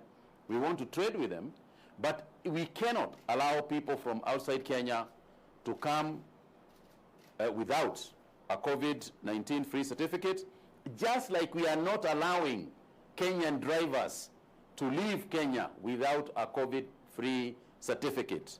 So the idea is to try and fast-track this as soon as possible. That's why we have got this mobile laboratory that we have taken down to the border. But I would like, when I finish, I'm sure my brother, CS Mohammed, will have something to add on that. In terms of what we want to do and going forward, first, let me just emphasize that we have got a totally coordinated and complete government approach. This is not a Ministry of Health issue. This is the whole government approach, led by, of course, the National Emergency Response Committee on Coronavirus. We have increased our targeted testing. Now, and this is, we should make this very clear. There is no country in the world that is just going around the streets and testing everybody. Everybody goes for targeted testing because you can be very wasteful also. And I explained, I think, in one of my pressers, how expensive it is to test. So what we are doing is essentially focusing on areas that we believe, we have reason to test. And that's why you see our figures going up, because we are going to areas that we believe have got it. Otherwise, it is quite possible to test double the figures that we are testing and have a lot less figures in terms of infection rates, because of not going to places that you really ought to be looking at. Again, continuing to upscale our testing capacity, our labs. We will continue with travel restrictions, at least in the foreseeable future. And then we have got psychosocial support and reintegration. In the midterm, we are looking at further coordination by NAC. We are talking about capacitating tests. We are making that even wider. We are looking at rethinking our whole issue of quarantine and isolation, both at national and county levels. For instance, if we notice that the people who have tested positive are not sick themselves, we don't have to keep them in hospitals. It is possible for us to reinvent that, to change that, and now start keeping them in isolation facilities and moving somebody to a hospital only if they need hospitalization. So we are looking at that and looking at hotspots and ensuring that in every area where we think there is any chance at all, we are making sure that everybody has got PPEs and so on and so forth. Again, re-emphasizing on psychological and psychosocial support. But in the long term, again, an entire government-wide approach. In fact, NAC at that point becomes only one of the four units that we are using to coordinate entire government effort, for all the way from the command center and our security, all the way to agriculture for food security, all the way to industry, and so on for post-COVID-19 strategies. Again, the issue of restrictions, lifting restrictions, we are looking at that and wondering and looking at how exactly to do that, so that we do not open and then experience what a lot of countries have experienced, where they went for these strategies, opened too soon, and then immediately had an upsurge of deaths and infections. We will need a lot of psychological and psychosocial support, as I said, for integration of people, particularly when they come from quarantine facilities, when they come from isolation facilities, when they come from hospitals. And I think we have spoken at length about the issue of stigmatization and ensuring that people, who come back to society are not stigmatized, because, as I have repeatedly said, anybody, and I mean anybody, can get the virus. And we must have empathy and must support those of us who fall to the disease and to the virus. Therefore, I just want to conclude by once again, I want to thank each and everyone for your support and cooperation. I want to support the Fourth Estate for keeping the fire burning and keeping the people informed, and particularly emphasizing that the war is not won yet. But I am happy with a lot of Kenyans who have continued to support the cause. We are happy about those people who have taken the measures as seriously as they have. And it is because of that, it is because of the cooperation of Kenyans. Even when we notice a lot more people in town, you'll notice that even as they come into town, they are coming with masks. 3 months ago, less than 3 months ago when we met, none of you guys had a mask. Today, everybody has a mask. That's called progress. Asanteni. Yes?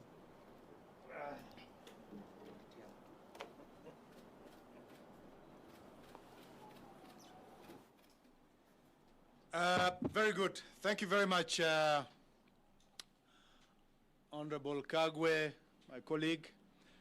I think, first of all, before I comment on what is going on within EAC, I just want to make a brief comment on the observations that I've made on the numbers of infections and the deaths that you have reported.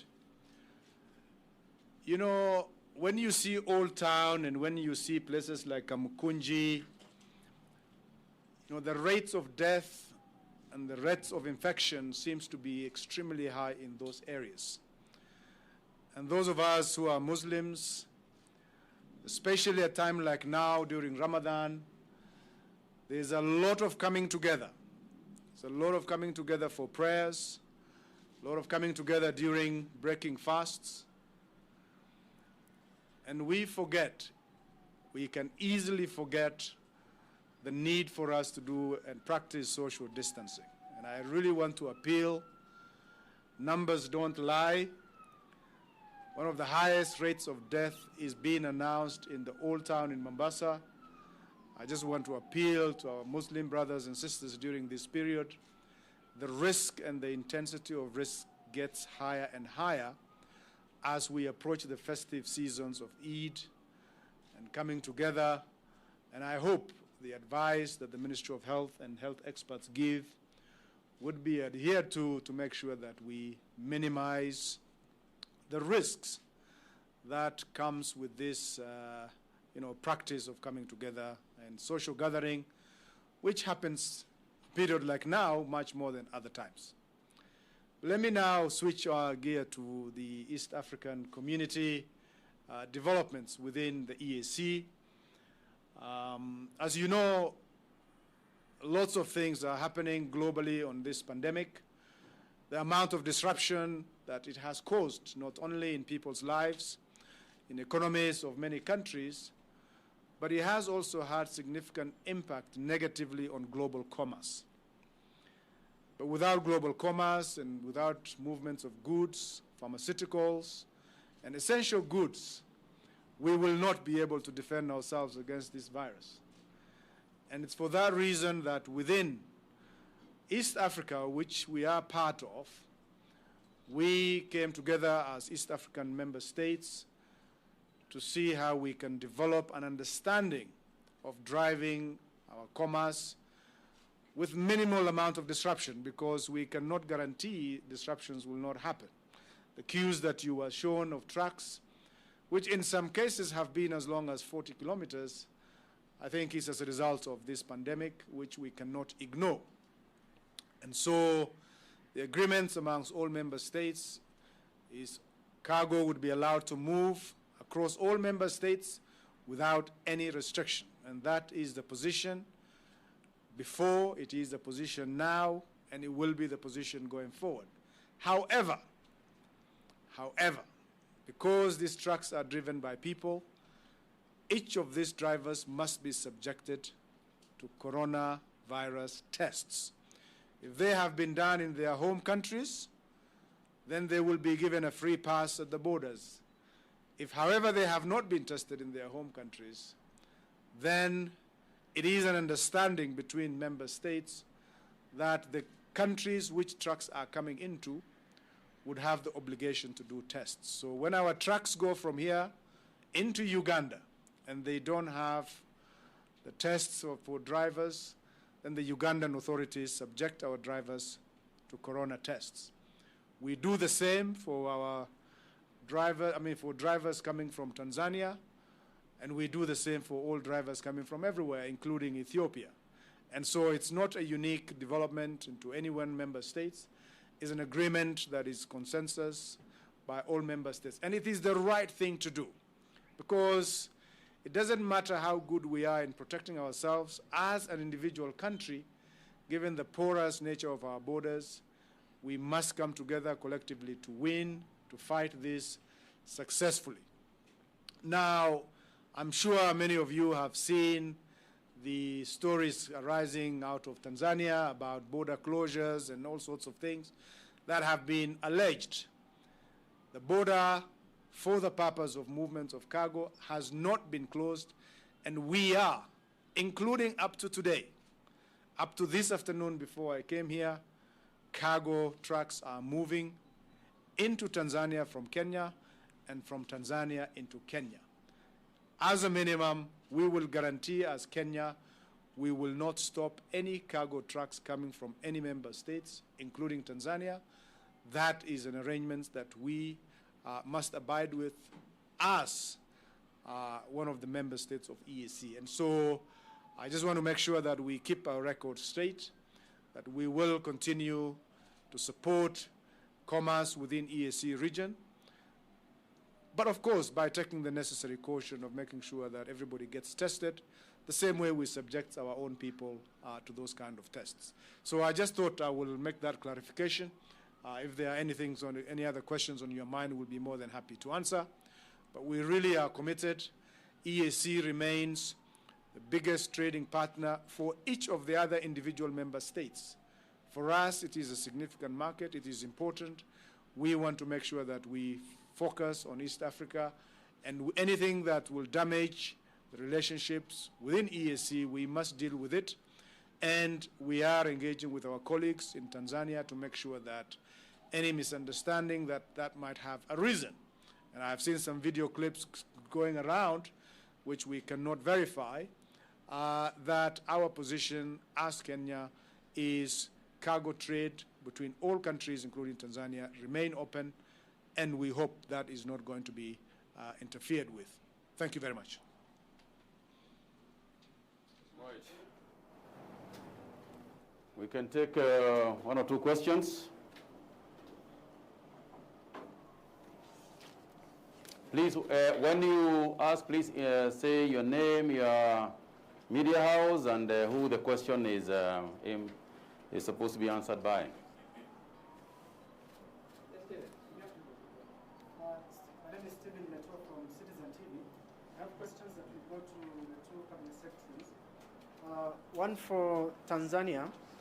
We have teams in Holili border in Taveta. They are saying that Kenyan truckers who tested negative are still stranded at the border. They cannot cross because of what Tanzania has declared that it is marufuku, not for the Kenyan truckers to get into Tanzania. And another question regard to the border is about Tanzanian truckers who test positive in Kenya and claim that they go to Tanzania and test negative, and so they are roaming around the border. So the question is, who ensures that they completely go to Tanzania, back to their country, if they test positive? Because there is a risk of more infections at the border. And my final question to CS Kagwe is with regard to Citizen TV's in possession of a confirmation of at least 13 positive cases in Eastleigh that the Somali embassy has been conducting.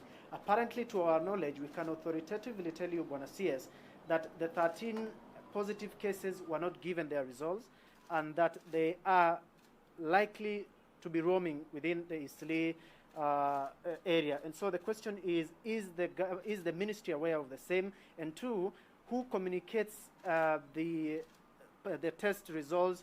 Is it the Somali embassy for this case or Lancet that is conducting the test? Thank you. Okay. My name is Felix from Citizen TV. My question goes to... Sorry, your name is? Felix from Citizen TV. My question goes to the Minister for East African Community. Yes, he has stipulated that for truck drivers related from the origin of the country must be tested, given a certificate. Suppose the behavior, if you're saying the behavior of our neighboring country where they're behaving, is how can you ensure they're given certificates? Because they can give some certificate fee for them to come. How are you going to ensure that they are not going to even fake certificates? They are not tested. When they come to the country, just pass, and then they continue infecting our audience. Maybe, yes. My name is Angela Okech from Daily Nation. Bwana CS, we've had in the past weeks the number of... Which CS? Angela. You are really there. Health.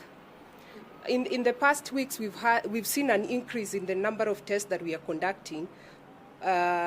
which means the more we conduct the test, the more we get the number of infection within us. If you could just tell us where exactly do we have we found more infections? For instance, Isili and Kamkunji, which is the leading area in the number of infections, or rather the number of tests that we've conducted. Then secondly, there's a paper that has been published in one of the journals which says that most of the victims that dies of COVID-19 are as of the results die because of blood clotting. Are we seeing the same in Kenya, or what is our perspective? And then lastly, this is a request.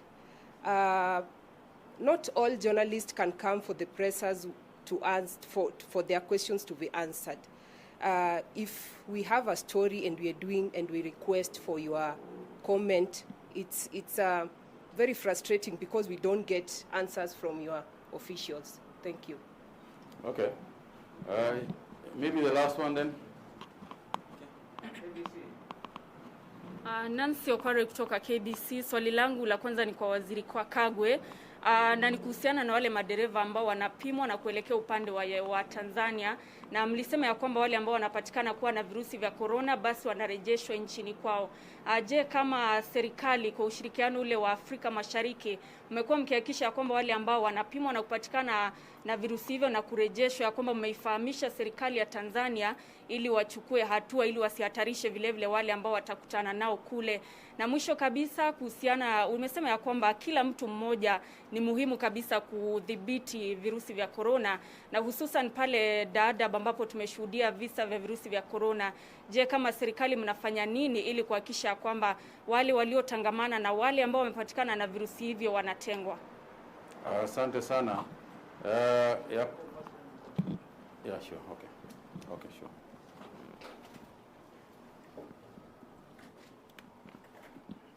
Thank you very much. I think let me just respond very quickly, and then the Minister can conclude later on. Now, the first question is on the case at Holili border. We have, as you know, our border points with Tanzania is Lunga, Holili, Namanga, and Isibania. We are keeping track of movements of cargo between all these, within these border points. Our biggest entry points today with Tanzania is Namanga, where we receive approximately 100 to 120 vehicles from Tanzania coming into Kenya. There has been some accumulation, of course, as a result of the delays. And we are aware that there are a few trucks of Kenyan registration that have been denied access and entry into Tanzania. But we have not stopped processing vehicles coming from Tanzania into Kenya, as I've said earlier on. So those isolated cases, and we are talking about 5 to 7 vehicles that have been slowed down. They are actually on the Tanzanian side, but they haven't been allowed to proceed. So we are dealing with some of these isolated cases, and we hope we will be able to resolve that very quickly.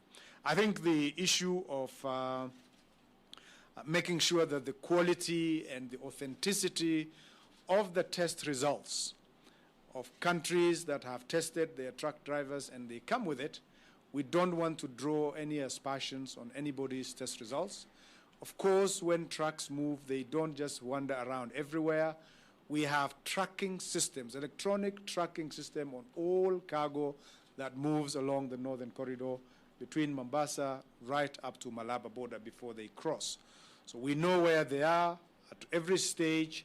There are designated places where they are likely to stop, and we make sure that they actually are monitored. There was an attempt for us to escort these people, but that is something that is going to be extremely expensive. But if situation demands at a later stage, undoubtedly we will do that.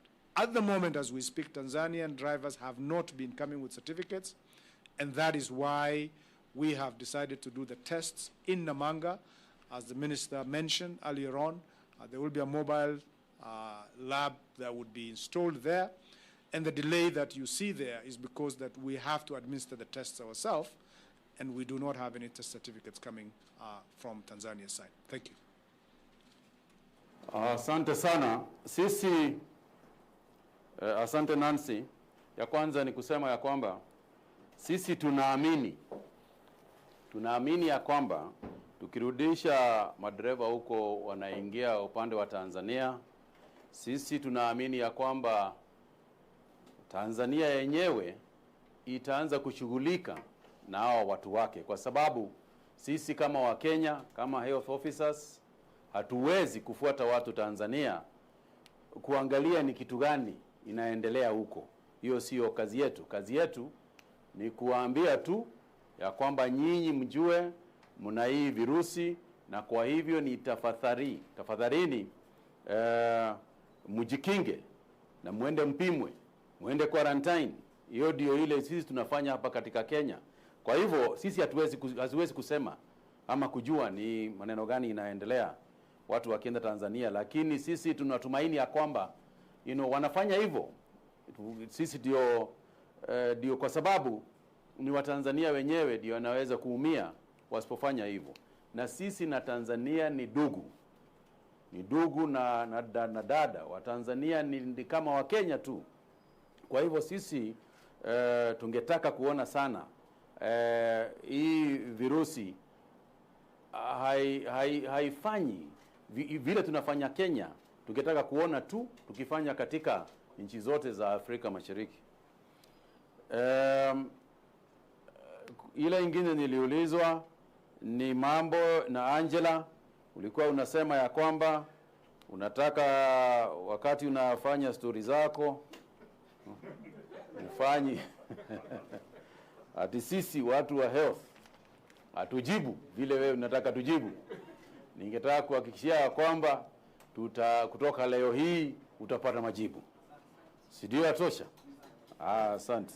Na vile nitauliza bwana Daktari Amoth ashughulike na hiyo maneno ya kuona ya kwamba sana vile ile mambo ambao rafiki zetu wanataka ni mambo kuhusu vile ilivyo. Kama sasa nimeulizwa kwamba kama mtu anauawa na sijui damu inafanya nini Sasa hiyo maneno mimi siwezi kujua, lakini daktari atajibu akwambie ni sababu gani, ni kitu gani inafanya mtu aage dunia. On the issue of the 13 persons that you have mentioned, Steve, I'm going to ask Amoth to respond to that as well. Lakini mimi nikimaliza yangu, hizo zingine Amoth atajibu. Nikimaliza yangu ni kusema hivi, ni kusema ya kwamba hii vita, kwa sababu ni vita tuko nayo na hii virusi, hii vita tafadhalini jameni, hii sio vita ya serikali. Na mimi ni lazima niendelee kusema hivyo kila siku. Hivi sio vita ya serikali jameni. Hii ni vita yetu tukiwa zote. Kwa sababu tumeona hapa vile mtu mmoja anaweza aambukiza watu wengi sana. Kwa hivyo sisi tukija tukiwasihi wananchi, tukiwasihi kina mama na vijana, tukiwasihi watu wajikinge kulingana na ile masharti ambayo sisi katika Wizara ya Afya tumetoa. Ni kusema tu mtu akifanya vile sisi tumesema, ni kusema tu hatuwezi kuambukizwa, kwa sababu nyumba haiwezi kuambukiza mtu, gari haiwezi kuambukiza mtu ndio anaambukiza yule mwingine. Kwa hivyo tafadhalini jameni,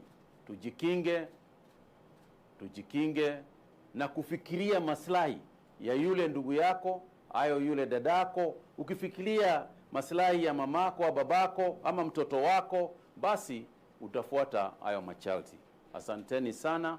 Ningetaka kumwalika Daktari Amoth aendelee kujibu yale ambayo hatujajibu. Thank you, CS Kagwe, CS Adan. We'll go in no particular order and probably start by the question that was asked by my sister Angela. One is to inform you that we have a Twitter handle. Dr. Patrick Amoth hashtag Ask the DG, and we engage with the media, the public, every Wednesday from 11 to noon. So tomorrow is a chance for you to be able to bring all your questions on board, and our technical team will be able to respond, apart from any other question that you may ask outside that scenario. Then in terms of the COVID deaths and blood clotting, yes, COVID-19 is a new disease and presents with a multiplicity of syndromes, some which we only came to know about as early as just last week in children who are between the age of 5 to 15 years, presenting with severe respiratory symptoms and also fever, bleeding, and diarrhea, a syndrome that mimics a disease called Kawasaki syndrome. So indeed, yes, a number of patients are presented with what in medical terminology we call bleeding diastasis. Either they tend to bleed more, or their blood tends to clot more. So these are some of the new presentations which we call protean that you are seeing with this disease.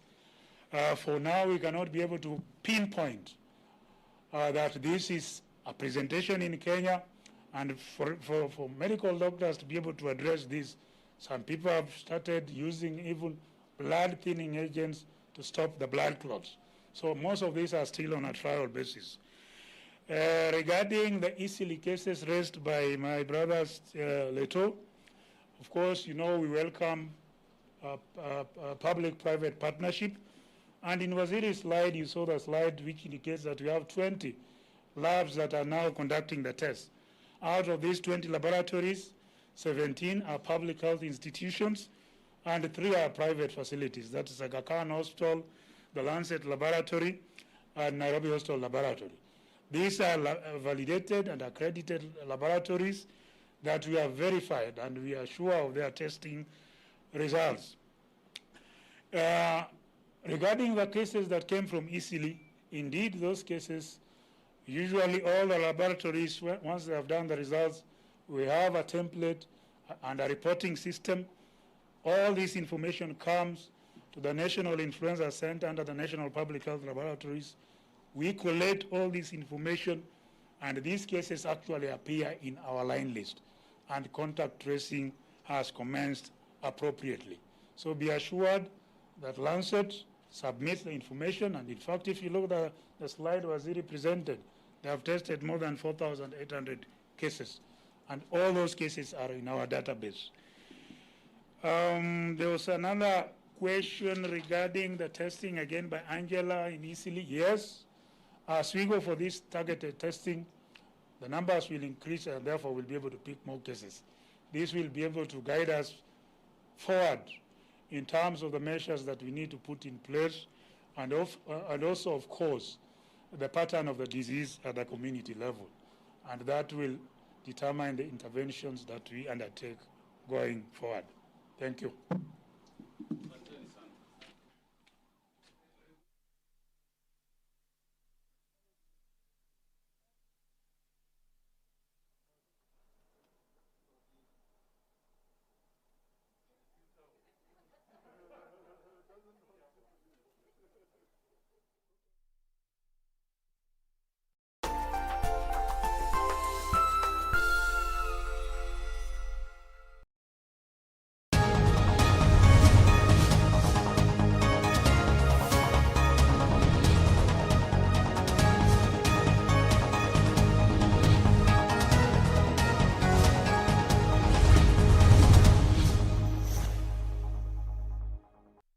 From the Supreme Court that it should be okay for us to get the oversight funds so that we can effectively then be able to oversight the resources and funds that are being made available to our counties.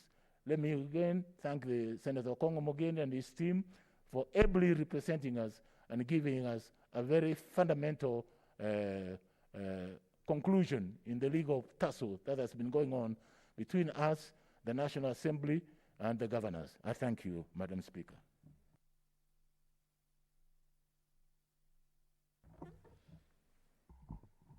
Senator Senator Faria.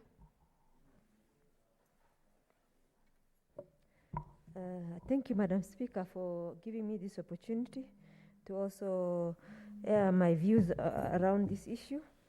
Madam Speaker, and I also wish to thank Senator Omugeni for being diligent in terms of ensuring that the rights of the counties and the role of Senate is protected. Madam Speaker, we cannot take him for granted, so I wish to thank him for doing a good job. Madam Speaker, the other issue is around, if we don't legislate, then we all go home. And I think Senator Omugeni, given that you are a senior counsel and in terms of knowledge of the law, you're an expert, I think you should even sponsor a bill. But there's also another bill that is in Finance Committee that is also considering, Madam Speaker, as you're a member of that committee, that was considering, and then we must also fast track that law as well. Madam Speaker, the idea of appropriation bill not being passed before DORA, for me, is a landmark ruling. And, it gives Senate, the ability to ensure that we negotiate on behalf of county on a fair playground. Because before, counties would suffer and government will run business as usual. Madam Speaker, if you have a cake, and this cake is supposed to be shared by 2 people, and before that cake is shared, someone is eating that cake. Madam Speaker, if that is not unfair, I don't know what is fair. Madam Speaker, and then it beats logic. You cannot appropriate what you don't have, because DORA is what divides money between counties and national government. Madam Speaker, and I hope with the referendum and BBI ongoing discussion will ensure that Senate will have its place where it deserves. Because they are very senior people here. They are very senior, who have won landmark cases. Like we have 3 senior counsels in this house. And Madam Speaker, if the deliberation of such high caliber people go down the drain because in the name of, this is a money bill, without even, due consideration. Like, for example, there was a statistics bill, county statistics bill, that was passed in this house in 2018, Madam Speaker. And that would have made a difference in terms of how the accountability for counties. Because if you have the statistics and data to prove that a dweller of a county is much more better or much more poorer than the previous, Madam Speaker, that would have been a bill that would have made a difference in terms of the people's lives. And it would have given them better information whether to give governor another chance or to send him packing home, Madam Speaker. Because, it's not about spending money alone in terms of figures. Those figures have an impact. If you spent millions, how many people of those that you spent those millions on have moved from poverty, below the poverty line, to where they have meals on their table, Madam Speaker? And that's the difference, Madam Speaker. Statisticians can bring to fore. But, Madam Speaker, that bill is gathering dust in the National Assembly, Madam Speaker. So I think in terms of the Constitution, we have the constitutional experts here. Let us make sure that when this document is being developed, Senate becomes a winner. Madam Speaker, if Senate does not become a winner, trust me, we will nail devolution in the coffin, Madam Speaker. And we would have been part of that problem, Madam Speaker. The other thing is, when the DORA, there was an impasse on the DORA, everybody in the government continued spending. And that created I don't care attitude, Madam Speaker. Because if the DORA the appropriation bill is not passed before the DORA, then that means, including this house, there will be no salary. So that will motivate people now to come to the negotiating table and ensure that a fairer process has been passed. Madam Speaker, and then the other issue is around this house not part of being IBEC. Because I think also that's a problem in my view. Because once people make a decision, and the governors more often already agree to the figures that they are given. Like this year, 316 was for the previous year. The year coming is 316. There is no factor of population growth. There is also no factor of inflation. And Madam Speaker, there is no economy that is static. And then the same, how are you even going to handle?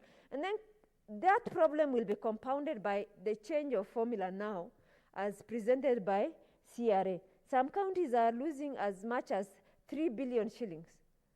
How do they even sustain their current operations? It's impossible. So there's a lot of things that this landmark ruling is taking care of. Madam Speaker, as much as we protect the counties, there is a lot of public plunder in the counties, Madam Speaker. And unless that is not addressed, then, Madam Speaker, we can be appropriating more money for counties that is eventually ending up in people's pocket, Madam Speaker. Sorry, I can't even drink water. So it's just... So, Madam Speaker, I think there is a need for more accountability. I call upon the institutions like EACC, DCI, and all these other institutions that are supposed to handle economic crime. I think they need to live up to the dreams of Kenya when they passed the constitution to allow them to exist. And I think it's high time that they repay back Kenya and take some action on county officials who plunder government resources. Madam Speaker, I think President Uhuru Kenyatta was on record several times that one of the legacy he wants to leave is to ensure that this country is corrupt-free. But I think we are even growing more corrupt, and there is no one to check that. Madam Speaker, and I think in terms of SAPAC and other institutions that we have that check, I think we need a lot of work to do. We make the correct recommendation as a House, but in terms of the institutions that are supposed to take that from where we live to the next level does not exist.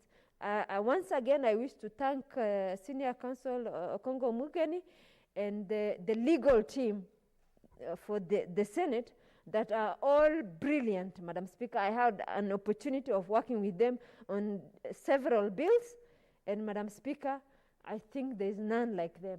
I wish to thank everybody for that. Good job, and thank you very much. Thank you, Senator Faria. Finally, I think Senator Were.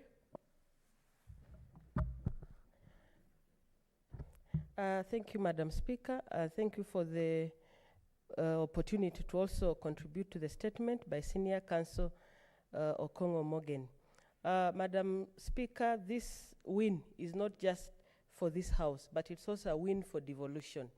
And making a ruling or giving an advisory opinion that strengthens this Senate is also strengthening devolution. And Madam Speaker, we know very well that Senate's role is to protect devolution, counties and their governments. So I would say congratulations to Senator Okongo Mogeni, his team, and even senators here who joined them in court to fight for strengthening this Senate and to fight for the right thing. Madam Speaker, going back to the advisory, I keep wondering sometimes if we run this country like we don't know what we are doing. How do you share out what you do not know? It seems logical, it seems common sense, but what blinds us that we cannot see something that is so obvious? You're being told share out, but you don't know what exactly it is you're sharing out. So this advisory opinion is important so that we are reminded We are not blinded by superiority complexes. We are not blinded by egos, but we are able to see the right thing to do. And we are not doing this just for ourselves, but we are doing this for Kenyans. Madam Speaker, that advisory opinion also allowed counties to have access to 50% of the funds that they are allocated to, that have been allocated to them the previous year.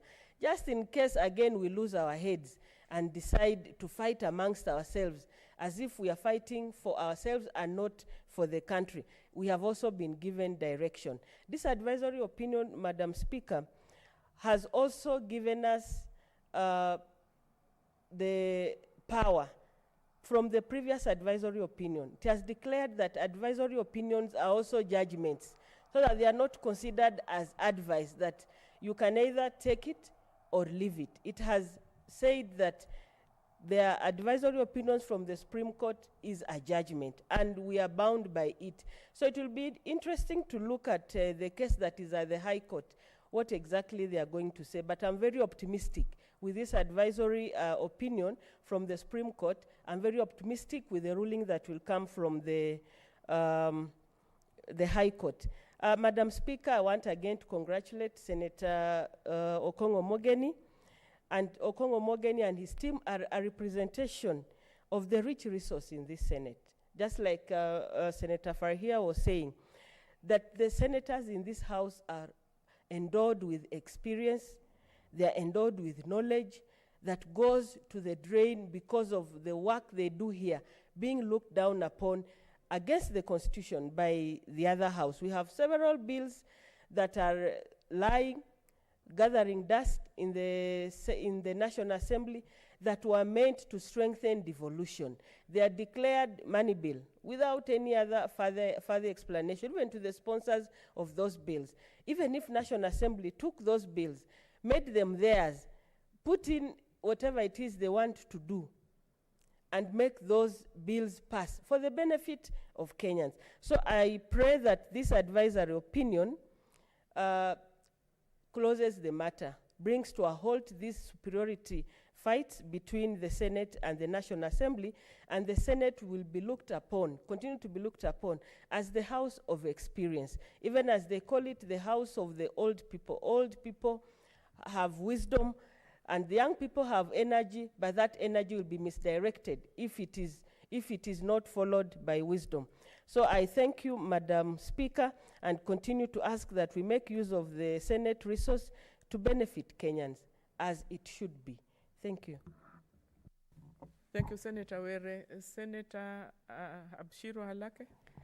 Thank you very much, Madam Speaker. I know time has passed, but I cannot not congratulate my colleague, Senior Counsel Senator Omogeni. I work with him on the COVID committee, and I can attest to the fact that he brings a lot of experience, a lot of passion to the work he does. But also just what struck me just last few days is just how much he stands up for the less fortunate. So congratulations, Senator Omogeni. This was a fantastic win, as everybody has said, not just for this House, but for this country. Madam Speaker, what is really remarkable about this ruling by the Supreme Court is also the fact that for a long time, Houses of Parliament, both the Senate and the National Assembly, have been accused of abdicating their role in the budget-making process or in the resource stewardship process. A time when we were told that we, as parliamentarians, have slept on the job when it came to the entire process of budget-making.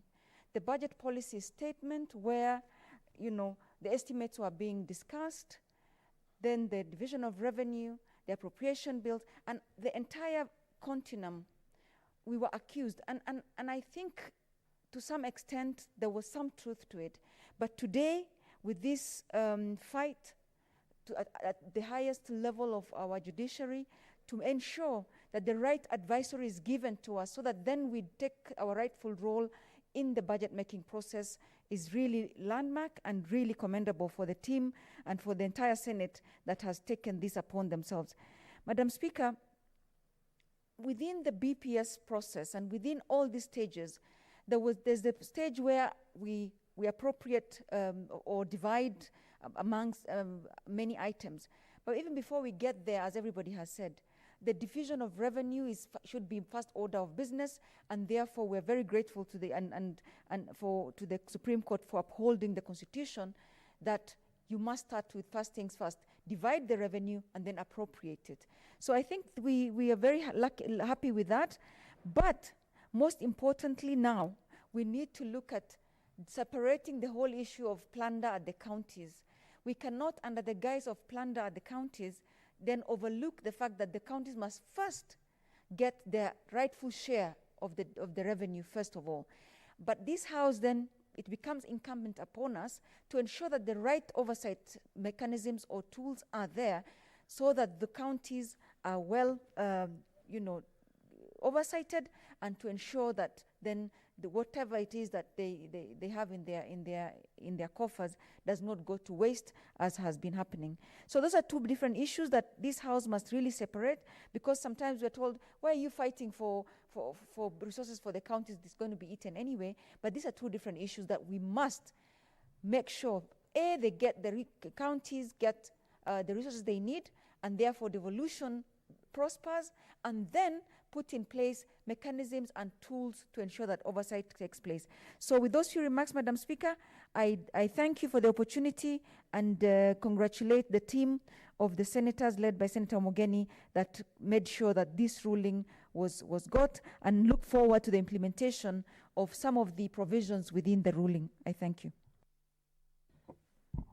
Thank you, Senators. It brings us to the end of the statement. We will now do the next statement by Senator Dr. Musoreba.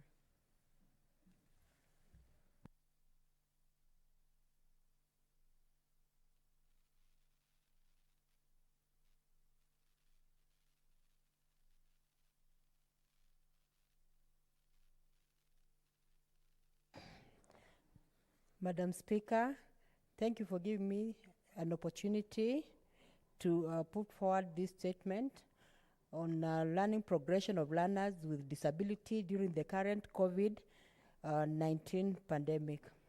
Honorable Speaker, I rise pursuant to Standing Order 48-1 to seek a statement from the Standing Committee on Education concerning the learning progression of learners with disability during the current COVID-19 pandemic. In the statement, the committee should, 1, state and explain measures put in place to ensure that the needs of learners with neurodevelopmental challenges are met. 2, explain mechanisms put in place to ensure that deaf learners are achieving parity with other learners.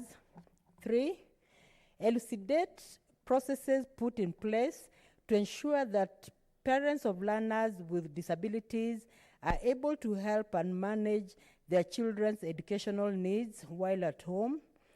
4, explain measures put in place to ensure that learners with disabilities are able to complete the syllabus when schools reopen without being disadvantaged.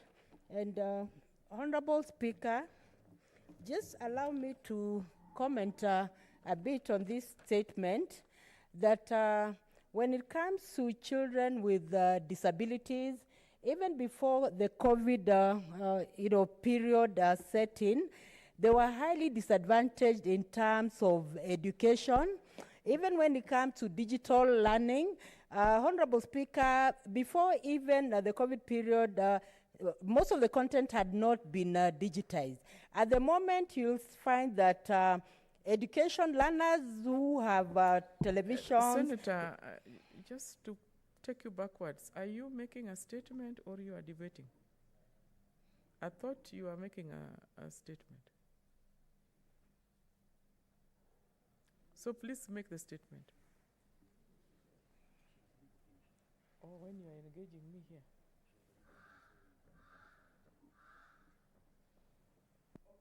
Senator, you don't need to belabor that statement. We just want to refer it. Yeah, we are referring because we have other. You know, we can allow comments, or we can just refer it to another committee, to the relevant committee. So just wind up, and then we will move forward. Okay. Thank you, Honorable Speaker. I want to state that when it comes to issues of learners with disabilities, most of the time they are forgotten, and it's important that the Committee of Education, where I sit, ensures that the Ministry of Education comes in to give a statement that will really ensure that we are satisfied that when it comes to issues of disability, learners with disabilities are being catered for. Because when you look at authentic information on the ground, actually they are highly disadvantaged. Thank you, Honorable Speaker. Thank you, Senator. We refer that statement to the Committee of Education. I do not know if, but I think that should be communicated to the committee. I don't see the chair. I don't see the deputy chair. So it will be communicated to the Committee of Education. Honorable Senators, we want to defer some of these the standing orders because I don't seem to be seeing the relevant senators. So we want to defer order number 18, order number 8, we defer order number 9, we defer order number 10, we defer order number 11, order number 12, order number 13. Yes, Senator Malala. Thank you, Madam Speaker. Just to seek directions from the chair before we leave order number 7. 3 weeks ago, Madam Speaker, I raised a question and through a statement seeking clarification on the procedural demotion of one Joel Lutomia. And the chair then gave directions to the chairperson of the COVID committee, stating clearly that a specific report was supposed to be brought to this house with specific recommendations so that this house can adopt the recommendations or reject the recommendations. Last week, I raised the concern to the chair, and the chair gave out a ruling, which was that the chairperson of the COVID committee was supposed to come up with the report today. Madam Speaker, as we leave order number 7, I have still not received the said answers on the procedural removal of Dr. Joel Lutomia. I would like that this house to take this matter seriously.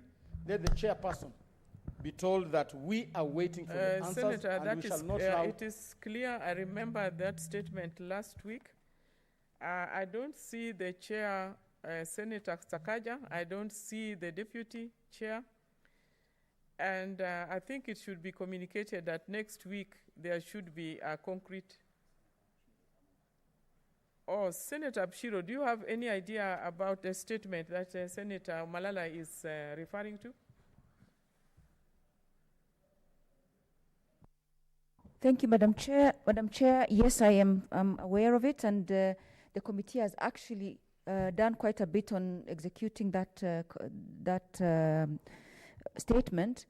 Madam Chair, we have actually spoken to KEMRI. We have sent letters to the Public Service Commission, and we have had a sitting, but we haven't concluded that matter, Madam Speaker, given that the sittings are remote, but we will definitely get back on that individual one. I can't remember, I wasn't in the House at the time, if we were doing it as part of the COVID response or it was that the particular statement was referred to us. So and that's the reason why I think the Senator, there was a specific request that the circumstances under which the said officer was either demoted or dismissed should be brought to the House, clearly stating the reasons. And I don't know if the delay is on your side or other organizations like KEMRI. I think we should be clear on this because it's an urgent matter. I stand guided, Madam Speaker. I wasn't quite sure if it was given to our committee or the health committee, but yes, we have that we have actually dealt with that. We will extract it and give it on as a separate response. Do we give you next Tuesday? Yes. Please do communicate that to the committee, and let's have a concrete response. Guided. Yes, Senator Were. Madam Speaker, just on the same issue of committee chairs and giving us answers, the statements today, my statement on the status of governance in agricultural state corporations, and my statement on the mass recruitment for counties for health. The Speaker just told the chairs to expedite, but listening to what Senator Malala is talking about, I would like that those committees be given a specific timeline so that they are tied to the, because some of these issues are topical, Madam Speaker. When was your statement due? Because normally they are given like 2 weeks. Is 2 yes, weeks? Yes, they weren't given any timeline. I gave the statement today. Oh, today? Yes. Okay, and that one goes to the Minister of Education, the Chair of Education, Agriculture and Health. Yes, Public Service Commission. Public Service there's no committee. So there's Labor Committee and Agriculture Committee. Okay, I don't see the chairs, I don't see their deputies in the House, but let it be communicated. And I think 2 weeks, is 2 weeks okay with you? Yes, Madam Speaker, much obliged. Fine, we give 2 weeks for the response to your statement. I think we have deferred all the order numbers up to 14, up to 13, and now we continue from 14. And Senator Shiro was either on the floor or is supposed to give a reply. So, Senator, are you ready to do that? Order number 14. Oh, sorry. Motion, 4th and 5th progress reports of the ad hoc committee on COVID-19 situation in Kenya. Senator Shiro, you are supposed to second it. Yeah. Thank you, Madam Speaker. I had actually started and I will continue. Madam Speaker, thank you very much for the opportunity to, so I stand to second the 4th and the 5th progress report of the ad hoc committee on COVID-19 situation. Madam Speaker, we had spoken to the 4th, we'll go straight to the 5th report, which was on the thematic area of finances and economy. Madam Speaker, the chair had already spoken quite a lot about this, on the situation that we all find ourselves in, occasioned by the pandemic. Madam Speaker, the significant negative impact is something that we've all lived with, and on the key sectors of the economy, including the trade, tourism, agriculture, manufacturing, and related sectors. The preliminary growth for the Kenyan 2020 was projected to decline by 3%, as the chair had mentioned, but now further projections are being made to the effect that our GDP might just be growing below 2%, which then means that a lot of the economic sectors have been bashed.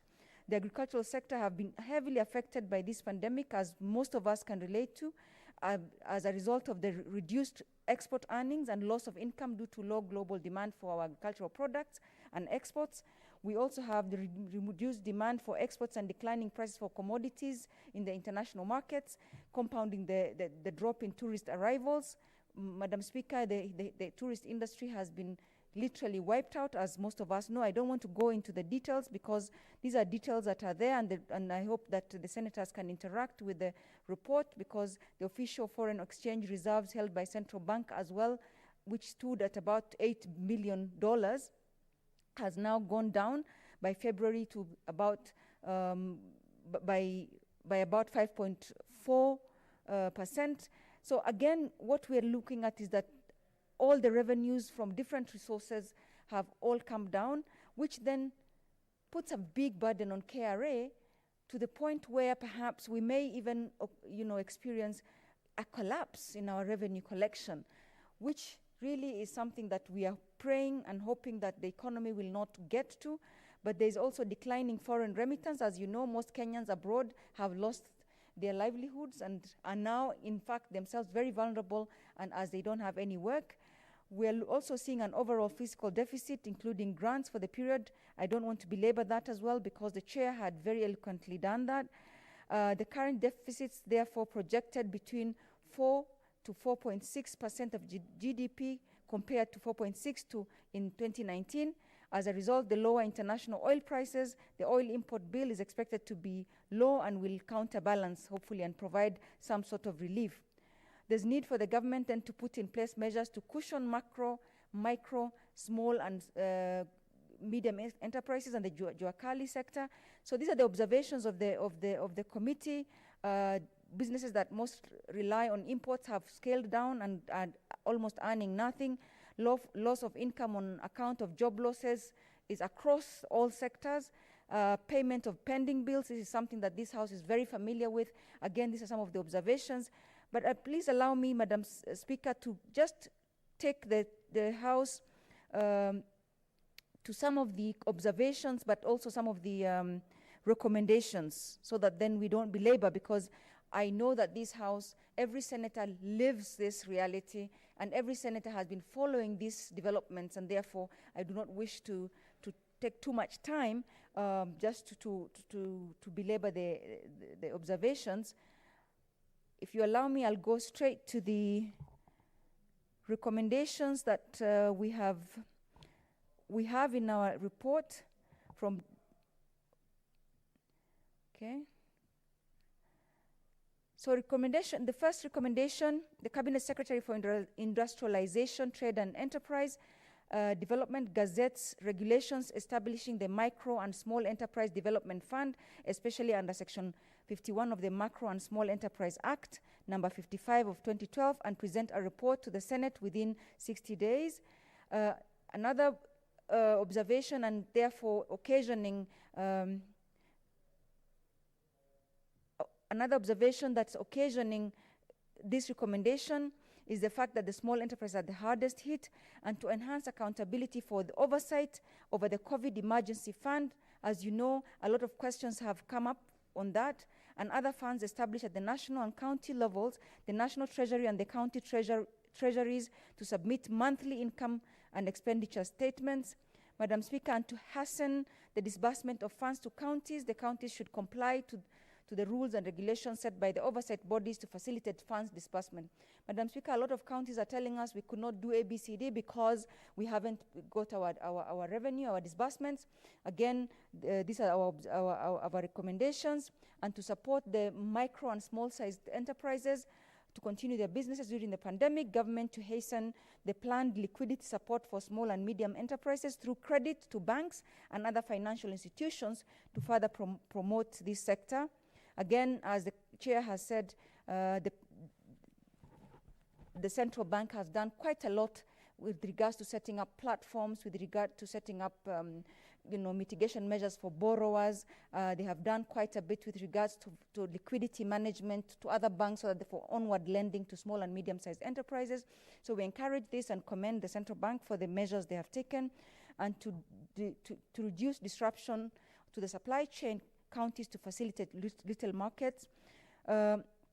Therefore, I think the recommendations are far-reaching and very extensive, but let me jump to contain the public debt. Again, public debt is becoming a real area of concern, which this House should really, really take note of, given that governments are spending quite a lot without being able to collect as much, and therefore the imbalance and perhaps the collapse on one side of the revenue and the expenditure that is so much heightened on another side becomes then an issue that this House needs to look at. So to contain the public debt at sustainable levels, the committee then recommends that the National Treasury takes decisive action to curtail spending through austerity measures in order to reduce the size of the fiscal deficit. You've heard, Madam Speaker, questions are being asked about how much does tea cost, how much does forms for COVID cost. So we are recommending that,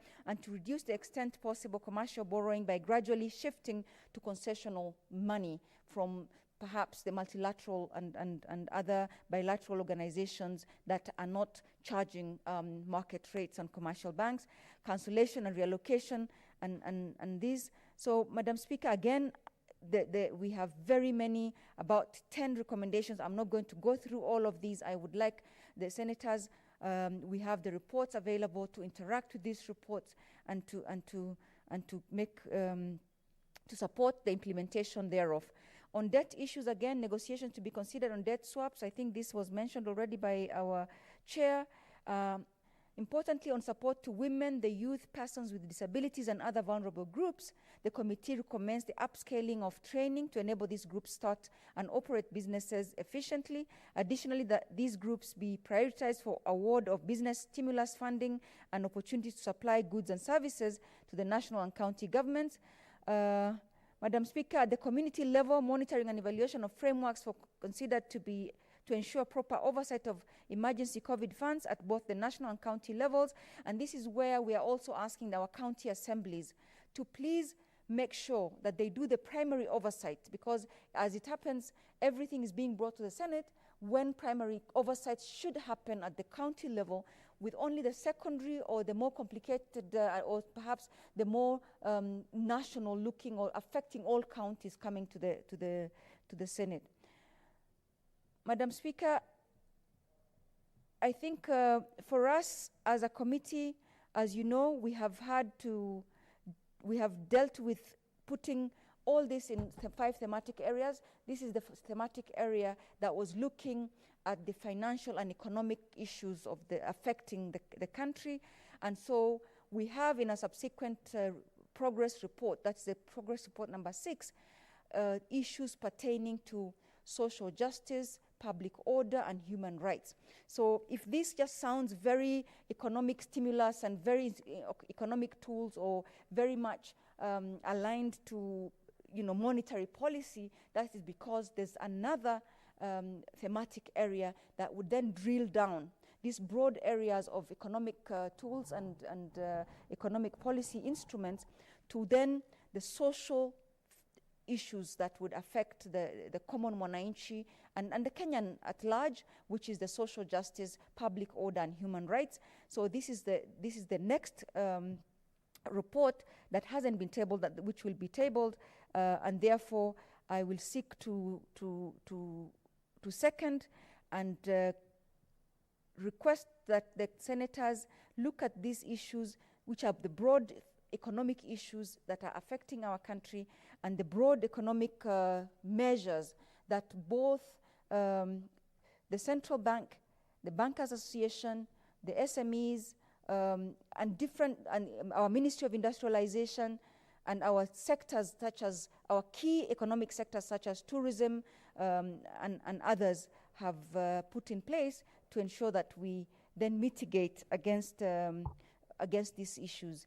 Madam Speaker, I beg to second and look forward to then giving the other report, because these reports have been organized, Madam Speaker, in a hierarchy that starts from the broad and the macro to the micro and to the individual. So this is how we're going down, and the next report, the 6th report, would then be one on social justice, public order, and human rights.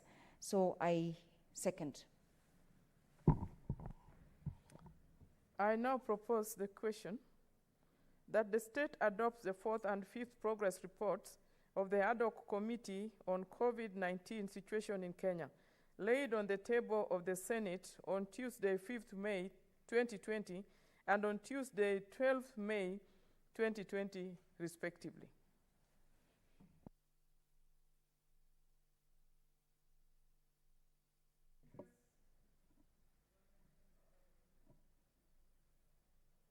Senator Omugeni. Thank you, Madam Speaker. I want to put it on record, Madam Speaker, that I serve in the COVID-19 Senate Ad hoc Committee, and I want to affirm to the House, Madam Speaker, that the recommendations that are contained in the report that were tabled before this House were due to very wide stakeholders' consultations. Madam Speaker, in arriving at our report, we have had meetings with the CS Treasury. We have had meetings with the Kenya Bankers Association. We have had meetings with the judiciary to discuss issues of fast-tracking hearings and to adopt technology in hearing of cases so that we can have income for the government, because we are living in very extraordinary times. And what is important, Madam Speaker, is that various people have appeared before us have expressed a lot of hope that they have a lot of faith in this House, Madam Speaker. Even the bill that was tabled before this House, Madam Speaker, has attracted a lot of interest from stakeholders. The Law Society of Kenya has appeared before us, the International Commission of Jurists, over 5 law firms, Madam Speaker, appeared before the ad hoc committee to give their views on the bill. So this is again a vote of confidence on the work that we undertake as senators. To be realistic, Madam Speaker, we are living in very extraordinary times. And the CS Treasury was candid that this country will experience a dip in the collections by Kenya Revenue Authority. Madam Speaker, as we all know, the hospitality industry is almost non-functional. Hotels have closed down. Tourists are no longer coming, Madam Speaker. Our skies are closed. Literally speaking, Madam Speaker, this is the kind of dip in the tourism sector that has never been experienced ever. This country gained independence. So our people, the people we represent, must be realistic that it will not be business as usual, Madam Speaker. The reality is that we will not meet our targets in terms of tax collection. But also, on the other hand, Madam Speaker, we must, as people's representatives, put in place measures of cushioning Kenyans, Madam Speaker. When we had a meeting with the CS Labor, Madam Speaker, we did make a request that money that is sent to the senior citizens of this country, we should have another fresh campaign so that we register more Kenyans who are vulnerable, who are above 65 years old, so that they can receive the 2,000 shillings that is given to them every month, so that they can have money that can support them. Madam Speaker, we also raised a number of serious concerns, including, Madam Speaker, the congestions that are being seen in our banks, because our senior citizens literally must go physically to the bank to receive the money.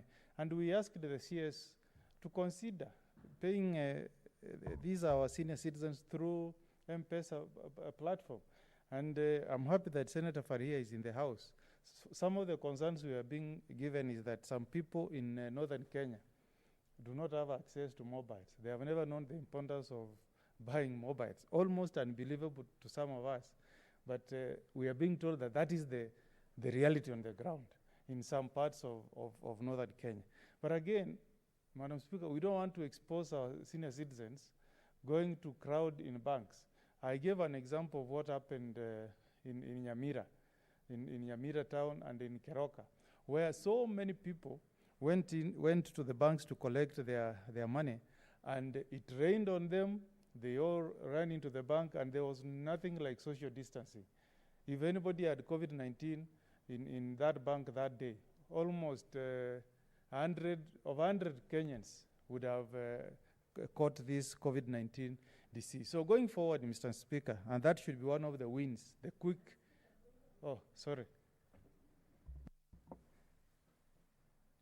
You are on a point of order? Information. Senator, you need that information? Go ahead, Senator. I will not mind being informed by Senator Faria, my good friend. Senator Faria. Thank you, Madam Speaker. I think where I come from, access to mobile phone is much, much more better than access to banks. So I want to refute that claim. I thank you, Madam Speaker. Are you sure? Yes, Madam Speaker, I am sure. Senator Mugani. Yeah, thank you, Madam Speaker. And I think if you go through the answer, those were the concerns we raised with the CS Labour, Honorable Chelugoi, because we were not being convinced that there are some parts of this country, even if you make reference to northern Kenya, where there is no access to mobile. Because we were reminding the CS that there are now mobiles which are as cheap as 1,500.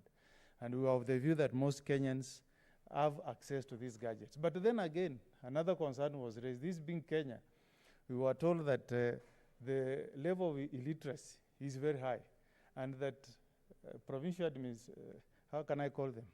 They are no longer provincial administration.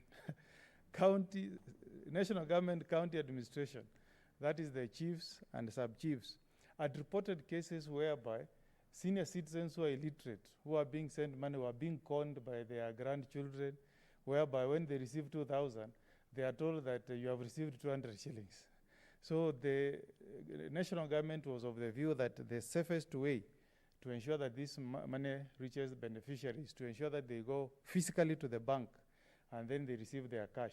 Another problem that was brought to our attention is the fact that at times people die, but the survivors of the deceased never disclose that the beneficiary is dead. So they continued picking money from the system that was in place, from the chief and assistant chiefs, and sharing this money among themselves. But the win that we have so far achieved through this ad hoc committee is that we were able to convince the CS Labour to pay our senior citizens in a staggered manner, so that when this money is sent, Madam Speaker, maybe those whose names start with alphabetical A to D are told to go to the bank on Monday, then F maybe to another figure in the alphabetical order, go on a Tuesday, Wednesday, Thursday, Friday, so that we avoid overcrowding.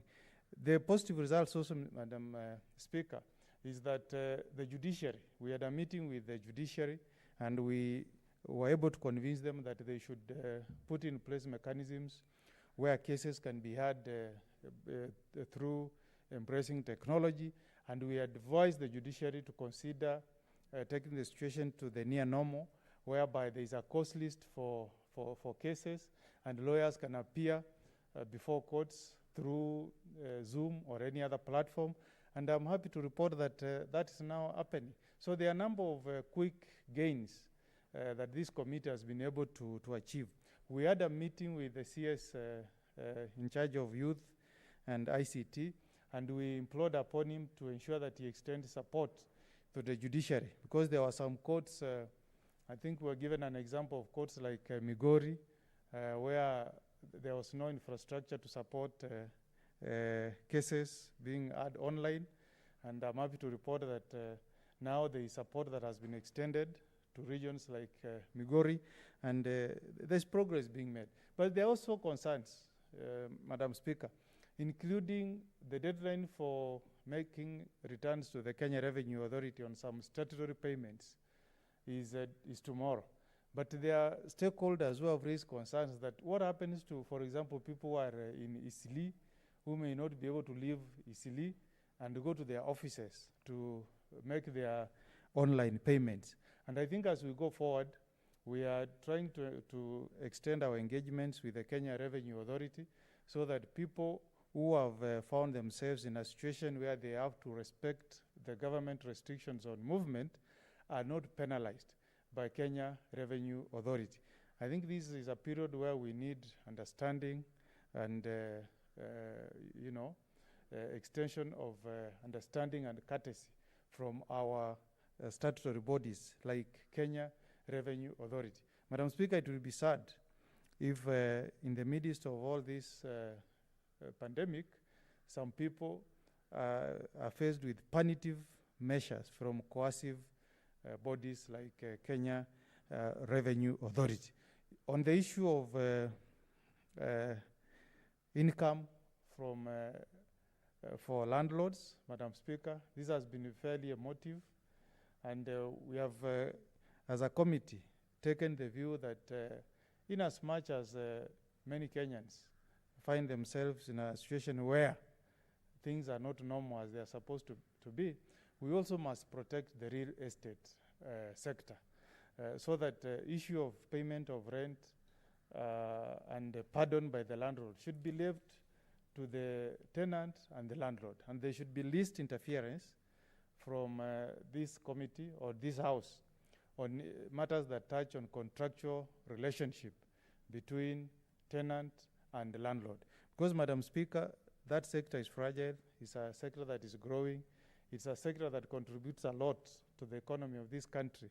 And we have to be careful how we deal with these issues so that we don't cause it to collapse. So, by and large, Madam Speaker, the committee is making very good progress on the work that was given to it by this House, and we really seek the support of senators so that we move together. I thank you, Madam Speaker.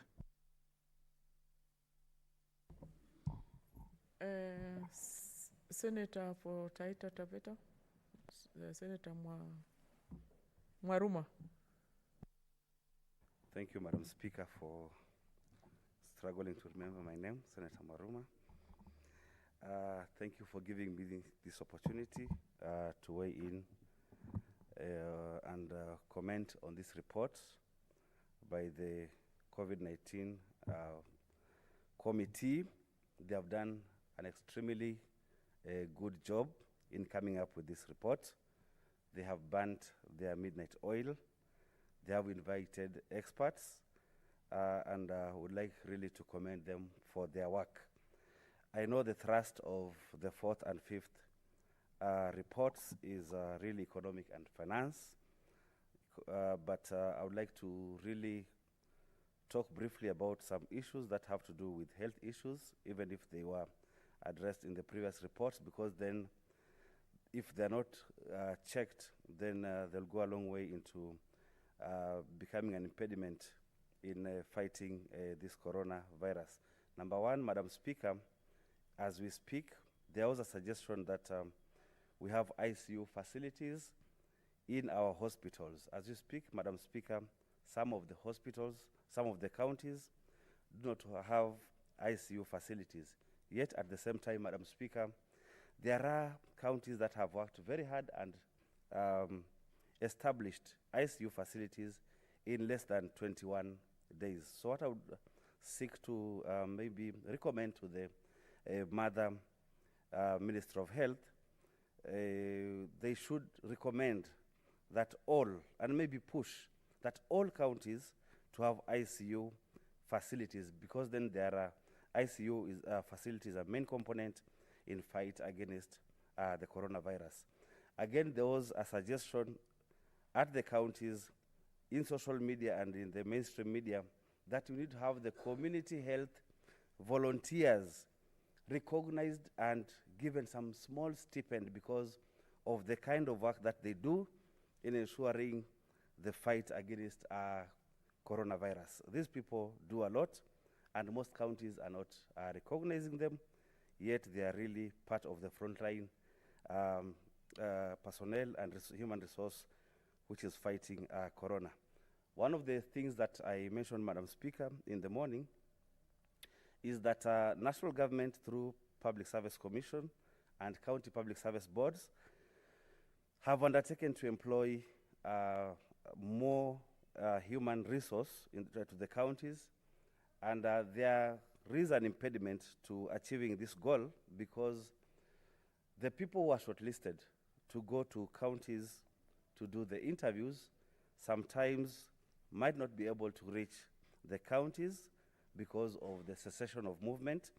And I'm wondering what measures or recommendations the committee can put in place to make sure that those people who had moved to towns, for example, Nairobi, Mombasa, which are currently under lockdown, they can be allowed to go to the counties to do the interviews so that they may get chances to work, but at the same time to ensure that the counties that do not have human resource then get these people to attend interviews and get employment.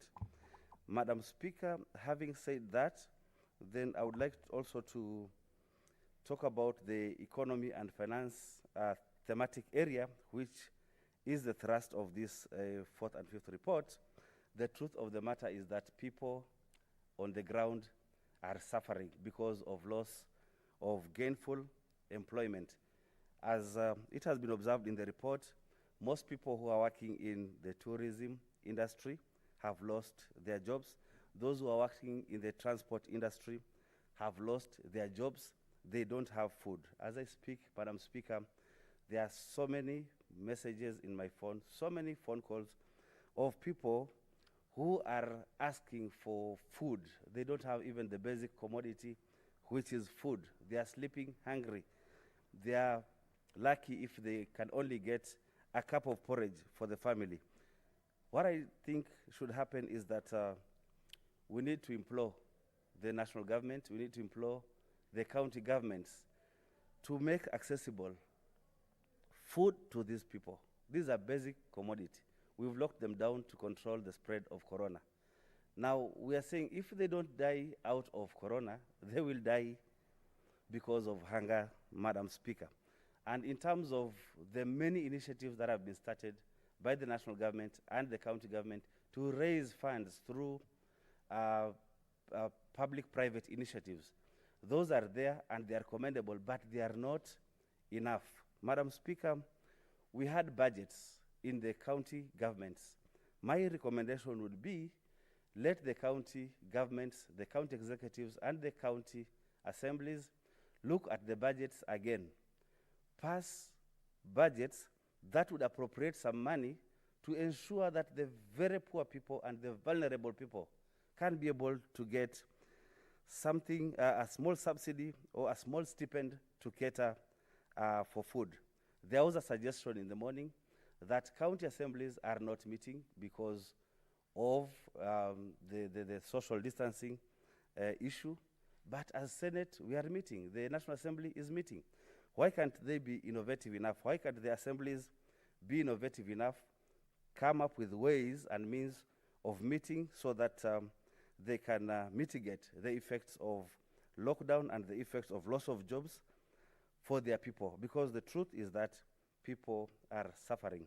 There is loss of income also because in the agricultural sector, like where I come from, horticultural products are not being exported to foreign countries. So there is an economic slump in this area. The people who are growing nuts like macadamia, the prices have plummeted from around 200 per kg. Now they're going to between 40 and 50 per kg. So there is serious loss of income, and these people really need to be compensated in some way.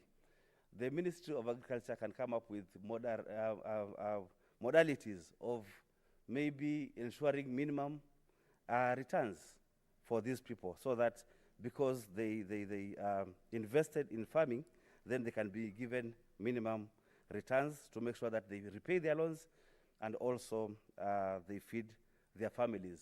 And in the same breath, we would request, and I did the same in the morning and a statement in the early afternoon, and a statement that the government agencies that are tasked with giving loans and credit to farmers, then they need to slow down in the manner in which they go after the creditors. For example, we gave an example of Kenya Industrial Estates, which gives loans and credit to establishments that put agricultural products in the value chain. They need to slow down in the manner in which they demand for the loan repayments. We also have agricultural finance corporations. If farmers have gotten a produce and the produce does not access the markets, one, because of there are no flights, there are no flights to abroad, to the markets abroad, then definitely these people or the farmers will not get income to repay the loans. There needs then, and it's recommended in the report, that there needs to have to be a moratorium in the way or in the manner in which these loans are repaid and in the manner in which these loans are defrayed. There is also, in the economic sense, drop in revenue. It's very clear in the report that revenue collection has gone down, ostensibly because many people have lost their jobs, and definitely pay as you earn or income tax would go down. We also have many products not reaching the markets, and these same people pay value-added tax, and then definitely we are having a slump in the revenue that we are collecting. I think we need also, as a committee or as Senate, to think of ways and means of adapting and adopting to the new normal. Some people have started talking the truth. I heard Dr. Mwangangi the other day saying that the new normal is that we must learn to live with COVID-19 the same way we learned how to live with HIV and AIDS.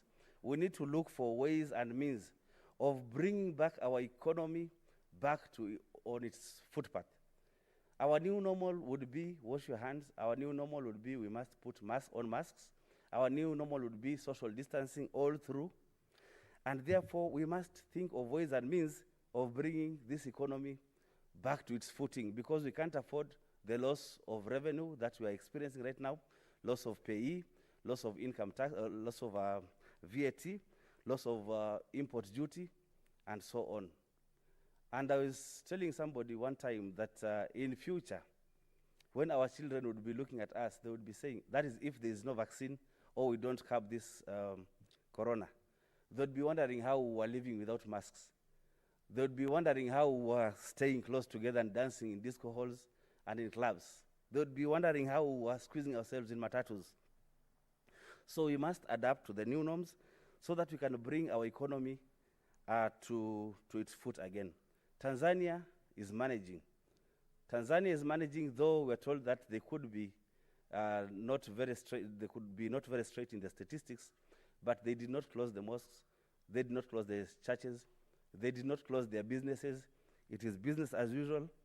We have more cases. They have fewer cases. Maybe in a balance of probability, we need to look at what they are doing against what we are doing, so that we can bring our economy back to its footing.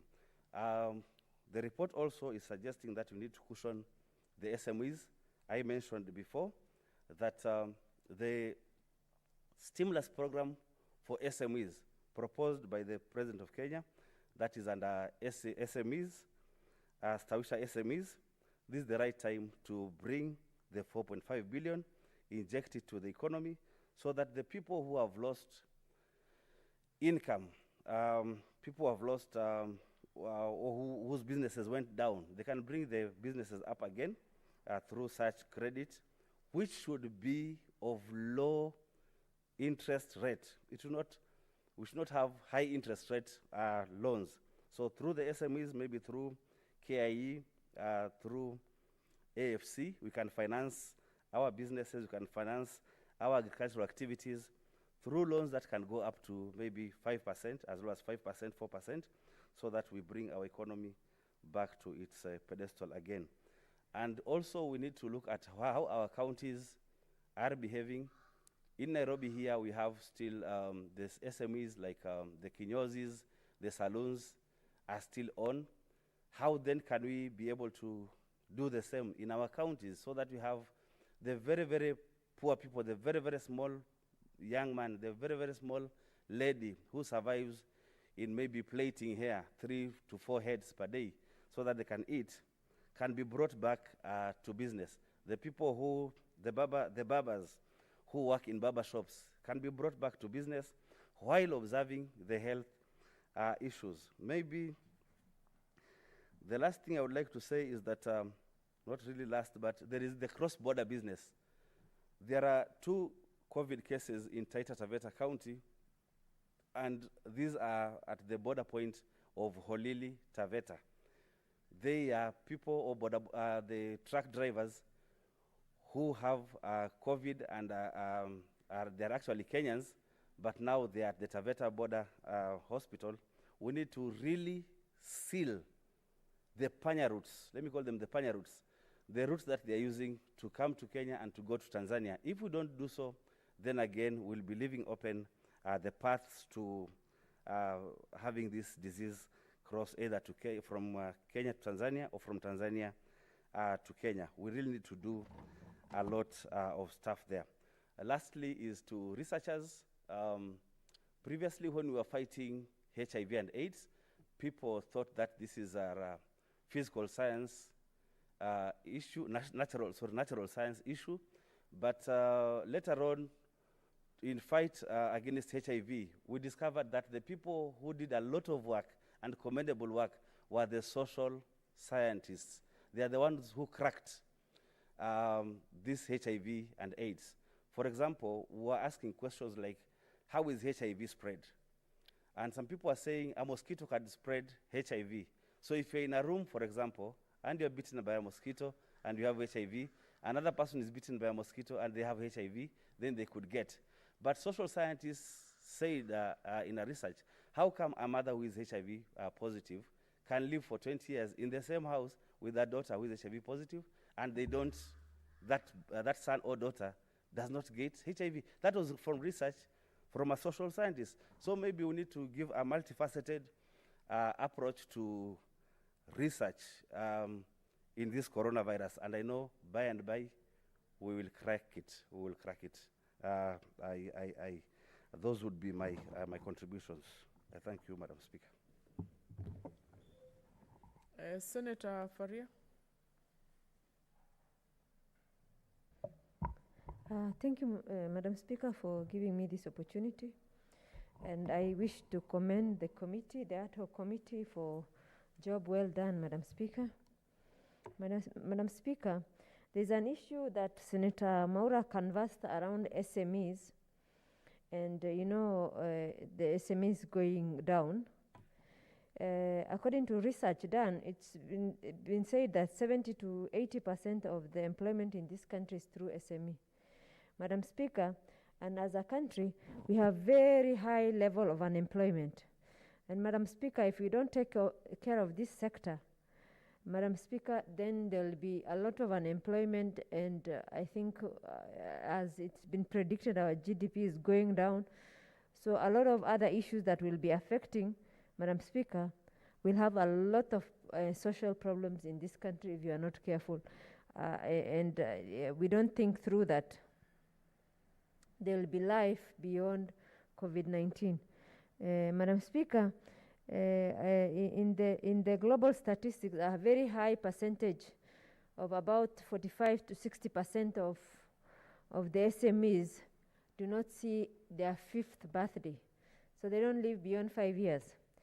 And Madam Speaker, in a research done, it was discovered that Kenya alone, 400,000 SMEs die annually.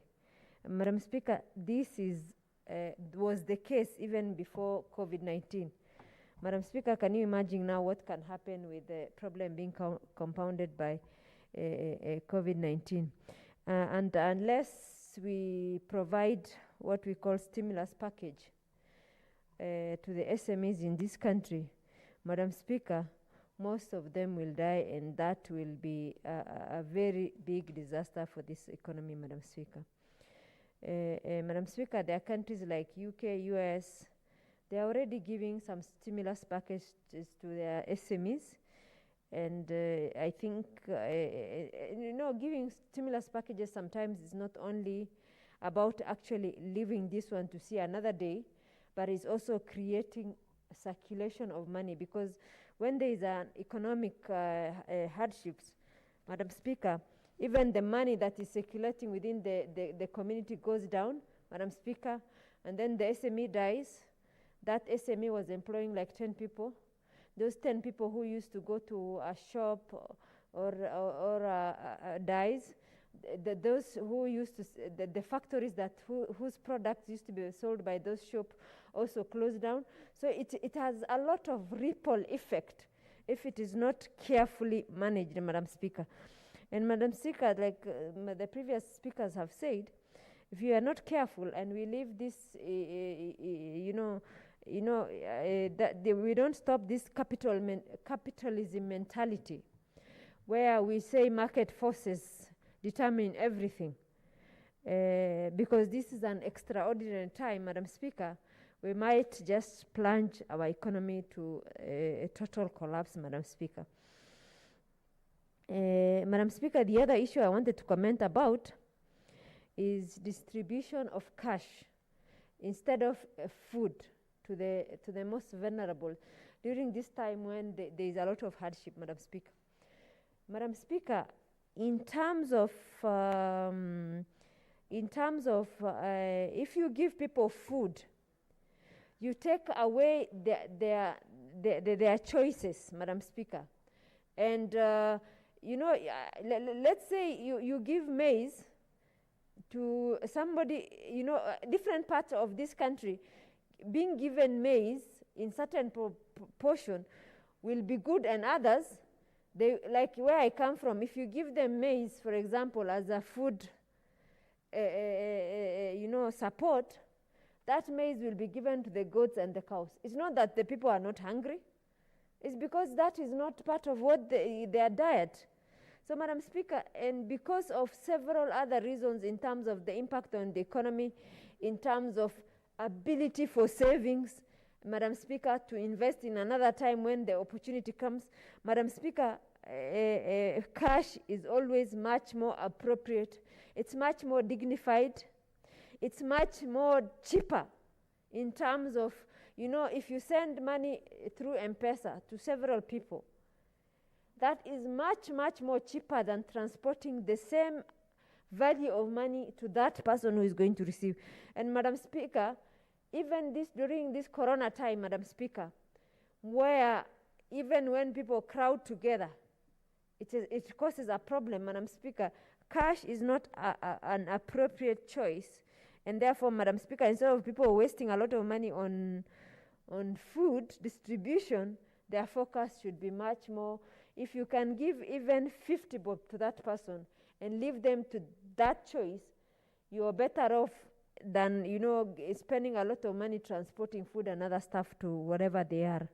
And therefore, the intervention that the government is thinking, it is my recommendation that they use cash, which is much more appropriate. Madam Speaker, as Senator Mwaruma has said that hunger will kill people.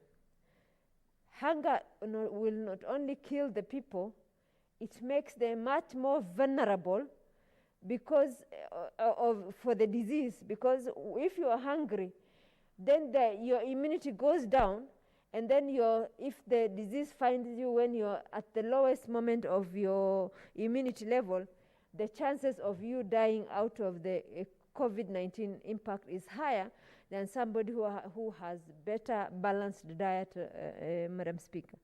And Madam Speaker, the other thing is that as Kenyans, we have to be much, much more responsible in ensuring that we curb the spread of COVID-19. We ensure that we follow government guidance in terms of, the curfew. The other day I saw people being picked in certain parts of Nairobi for gathering in a bar without even mask, and they were just drinking. And some of those people included people with high responsibility, Madam Speaker.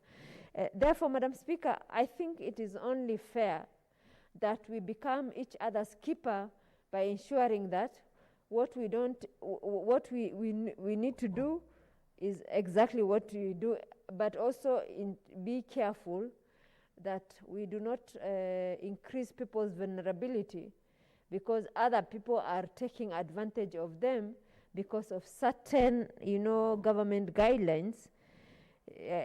Because, like, for example, people taking bribes for people to go to the next county. People, where there's a small concentration, like you see people living there. That is costly to the economy, Madam Speaker, and it perpetrates the fraud that we are trying to curb at a different level. Madam Speaker, with those few remarks, I wish to thank you for giving me opportunity.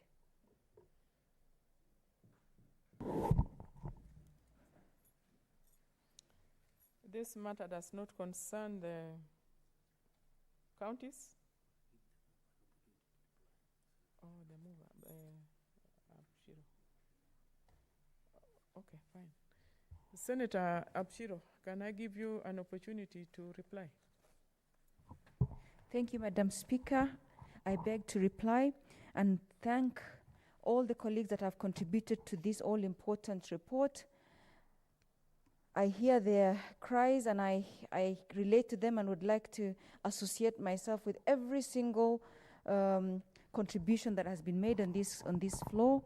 And because this pandemic is not just a health issue, Madam Speaker, you will realize that we're going from health to socio-economic, to food, to economy, to human rights, to justice, to corruption. And therefore, this just goes to show just how all-encompassing this pandemic is, and that it goes beyond just a health issue to really an issue of a very multifaceted issue, Madam Speaker. Madam Speaker, I would like to thank Senator Mogeni, who is also part of the committee, for his contributions and his buttressing of the fact that the socio-economic stimulus or the socio-economic measures are not an end in themselves, but are meant then to cushion the population and to ensure that the rights of the people to food, to education, and to other social order is also observed. Madam Speaker, I'd also like to thank Senator Mwaruma for the contributions he has made. Madam Speaker, he has spoken to a lot of the health issues actually in the thematic area one that we had with regards to the health sector as well. Madam Speaker, I'm just trying to locate my notes because I was writing profusely as he was speaking. Madam Speaker, Senator Mwaruma has taken the time to really enumerate some of the issues that we need to look at in terms of the economy and the finance, but also in terms of the people suffering. And Madam Speaker, I'd like to reassure Senator Mwaruma that in the next cluster or the next thematic area for social justice, public order and human rights, the rights to food, the right to all sorts of support that you have mentioned have already been captured, and what hasn't been captured, I have captured to ensure that what you proposed is also looked at. He has talked about the economies, the economic sector such as tourism, which I know the county of Taita Taveta is also a big tourist destination, and the fact that the senators who sit here are actually being asked for food. And this is the reality on the ground, Madam Speaker. So we're saying that this pandemic is really one where we have to look at not just the health perspective, but also the socio-economic perspective, the food perspective as well. And in fact, we even have a substantive thematic area, Senator Mwaruma, on actually access to food, water, sanitation, and all manner of things, and stakeholders being met on that area as well. With regards to county assemblies and meetings, the senator is right. I think the county assemblies need to look at innovative ways in which they continue to serve, even as they look after their health and after their well-being, and observing all the guidelines provided by our country and the WHO as well. Madam Speaker, he has also spoken to the agriculture sector, and this is one that has been hit very hard. We as a committee have already met with the agricultural sector. We've met the minister. He has enumerated to us and listed the stimulus and other support package that they've done. We noted that the crop farming is quite well taken care of, but the livestock area was quite wanting, and we have given him that feedback that support to agriculture should also include the livestock sector, because parts of northern Kenya, parts of the southern plains of the Maasai are all pastoralist areas, and to define agriculture as just crop farming is also to understate the food security for this country, but also the livelihoods of a big chunk of the Kenyan population, including even not really paying much attention to fishing communities in the package for agriculture. These are some of the things that the committee has actually given written memoranda back to the minister to ensure that agriculture is defined much more broadly, to ensure the farming, the pastoralist communities and the fishing communities are also looked at. But that is not to say that the major exporter of our horticulture it has been hit the hardest. Of course, has been hit the hardest, and that has had a major effect on our GDP and our inflows of foreign exchange, and therefore we have looked at that, and pretty much along the suggestions given by Senator Maruma and other senators, we have looked at providing support to the farmers, both the pastoralists, the fisher folk, and the crop farmers. Madam Speaker, coming to the economy, I think he has also alluded to that, and we take note of it, and we appreciate the input. But as I was listening to him, I couldn't help but wonder if this is not the time for Kenya to revive its manufacturing sector and to ensure that Kenya actually goes back not just to its former glory of making from blankets to sweaters and other things, to actually revive, as we were told this morning, even the PPEs being made in this country are of higher quality of some of the PPEs that we are importing, and this is a wake-up call for us as our value chains and as our exports and imports collapse, for us to look inward and actually then implement His Excellency's one of the agenda items of manufacturing. This would be a good opportunity. It's always a silver lining to these things. Madam Speaker, the Senator spoke about Tanzania doing it well. I'm not sure that's a very good example, Madam Speaker. Madam Speaker, yes, Tanzania is going on with business as usual and not testing, but any Tanzanian being tested here is actually positive, to the point where they're now saying that vipimo va Kenya si mzuri, like they are now starting to question our testing, and that is not, and I stand by the testing in Kenya, and therefore I think what we need to do is that every country is unique, and that every country has its needs and its context, and what Kenya is doing, I think, is right. It's just that we need to do more of it, especially in terms of cushioning the most vulnerable in society as we lock things down. I know lockdowns have affected a lot of people, and it affects more the poor, it affects more the people in the informal settlements, and it affects more people perhaps in certain parts of this country where movement has been curtailed, but the requisite support has not been given. So I think what we need to do is that we'll need to look, and then he spoke about our borders.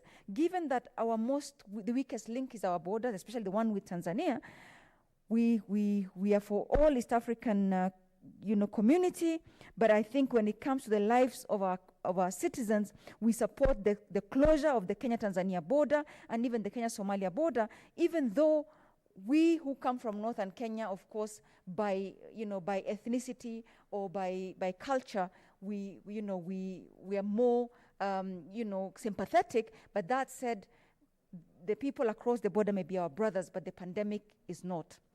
Madam Speaker, the COVID is not. Madam Speaker, going to Senator Farhia's contributions, which I would like to thank her very much. Senator Farhia is so competent in the financial sector, and her contributions are spot on with regards to, the percentage of our economy that's driven by SMEs and MSMEs.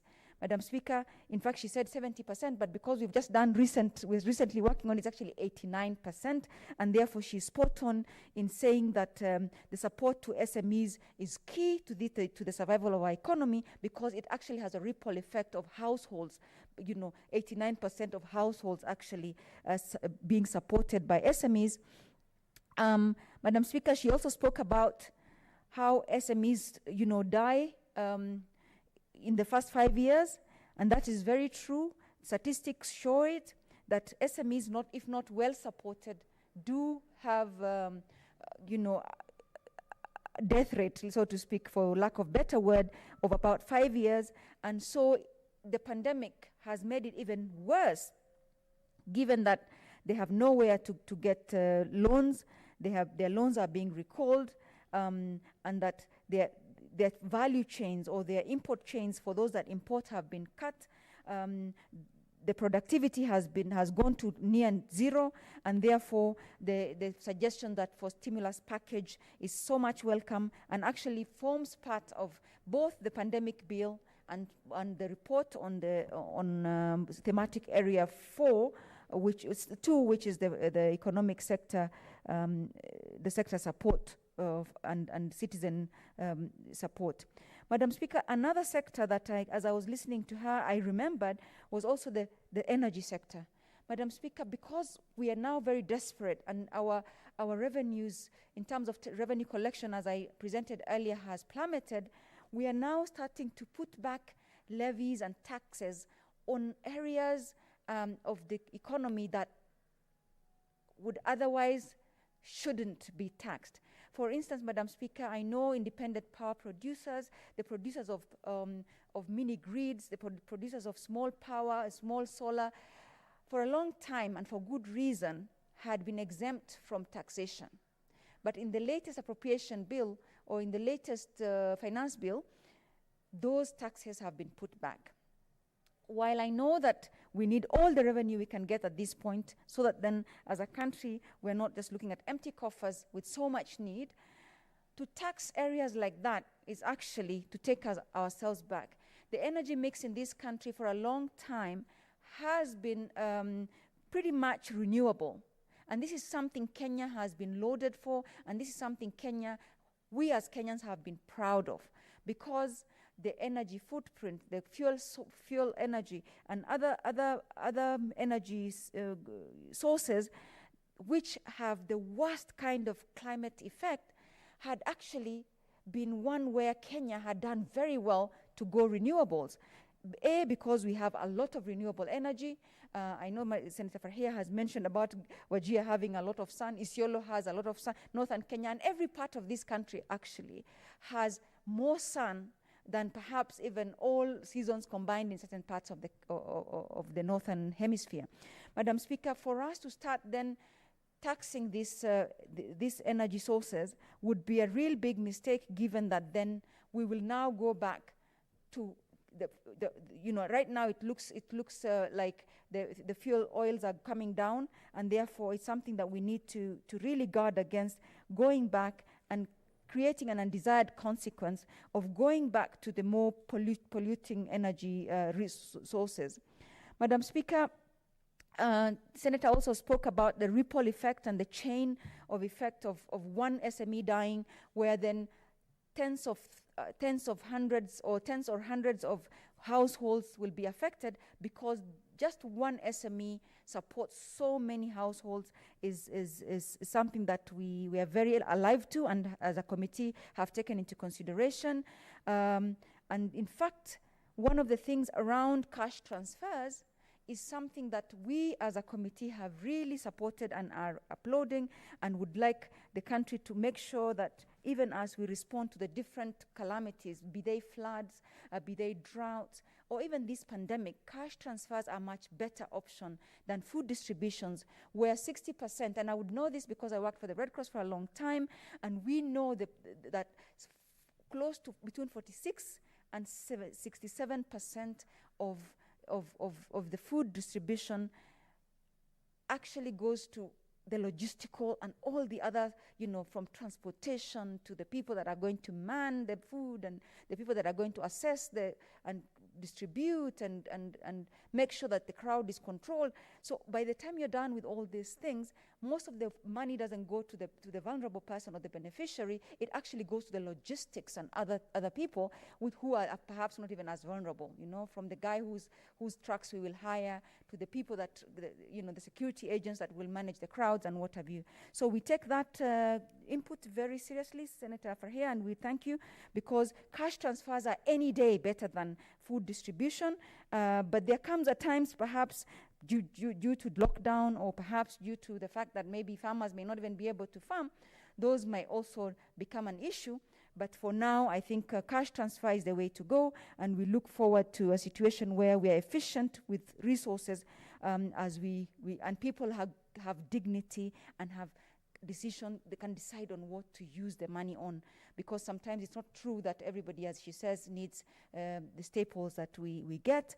And I remember one time during a very bad drought, Madam Speaker, government was to provide meat, I think, for northern Kenya. For some reason it was meat, I don't know if it's Eid, and then trucks just arrived there with meat. People in northern Kenya who are Muslims, there's a way in which every animal is slaughtered, And so when the meat arrived, people looked at the meat and ran for their dear lives. They said, it's not edible. So that was such a waste. Of course, the meat was quickly taken somewhere else, and cash transfers then recommended, or live goats provided. But this is just how sometimes we can get it wrong if we decide to distribute foods without really having, the contextual framework. Madam Speaker, I think with regards to the other issues, I would like to thank everybody in this House and your office for the support that the COVID committee has continued to enjoy. And I'd also like to give special thanks to the Secretariat of the COVID committee because I know our secretariats are usually very good, but for some reason I think your office was kind enough to give us the very best. We've had, record time in drafting bills. We've had record time in writing reports. This is our 6th report, and as you have seen, we are producing more reports than even the House can actually debate them. And so I'd like to say a special thank you to your office for providing, and to the clerk's office for giving us an amazing support system from our clerks who have done a fantastic job, and the legal team led by Dr. Okello and his team, who have done an amazing job with regards to processing the sheer volume of inputs we've received from the citizens of this country. And as Senator Maruma has said, this is a house where now is becoming the face of Kenya, and people are coming to us with all manner of things. Madam Speaker, you'll be pleased to note that for just the pandemic bill alone, we received 163 submissions from so many people, and we're meeting each of these people, and therefore we would like to thank Kenyans as well for the interest they've shown in contributing to the welfare of our country during this time, not just financially, but also for their input into the legislative and policy framework. Lawyers have sat down, and before you would think that these private sector types would be driven by profit, but they've written big memos that has taken them many, many hours to give it to us, so that then Kenya would be better for it, that our laws are stronger and more robust for it. And so I'd like to thank all the stakeholders that have contributed to the COVID committee for their invaluable inputs. There's those that we haven't been able to meet. There are those we've been able to meet. But all of you have provided us invaluable support to the country, and you should really pat yourselves on the back for public service, even though some of you are in the private sector. Madam Speaker, by the time this report was being done, we had, I think, about 49 sittings. But as of today, when the 6th report was being written, we had 53. That is to say, Madam Speaker, that we as a Senate have burned the midnight oil, but this is not possible without the support and the encouragement of Kenyans, of your office, of the clerk's office, and the amazing support system. But also importantly, the support the senators have shown us in contributing to the different reports, as well as to the bill. Madam Speaker, with those few remarks, I reply and thank everybody for their role in the fight against the pandemic, especially our frontliners, the health workers, but also more important, the support staff that sometimes get forgotten, even as we talk about our health workers who are doing a fantastic job, but also the support staff who make sure that the health workers have somewhere clean to work from, and they themselves have got a good environment in which to work. Is our situation perfect? Maybe not. But I think this country is on the right path, it's doing its best, and I'm proud to say that we as a House will definitely be supportive of all the efforts from all arms of government, but without forgetting our oversight, because this is what this House does, oversight, and ensure that the people are represented well. And those are things we will not negotiate, and we will definitely make sure that people are represented, counties are oversighted, but also counties are protected, and that Kenyans will be proud of this House, especially during this time. I thank you, Madam Speaker, and I reply. Senators, this matter does not concern counties, therefore I will put the question. I now put the question that the Senate adopts the 4th and 5th progress reports on the ad hoc committee on COVID-19 situation in Kenya, laid on the table of the Senate on Tuesday, 5th May 2020 and Tuesday, 12th May 2020, respectively. As many as are of the opinion say aye. Aye. And those of the contrary opinion say nay. The ayes have it. Order number. Next order. Next order. Order number 15, the National Drought Management Authority Amendment Bill, National Assembly Bills number 26 of 2019, second reading. Adjourned. I think that's adjourned. We defer that one. Order number Next 16, order. the Wildlife Conservation and Management Amendment Bill, Senate Bills number 24 of 2019, second reading. That is deferred. Next order.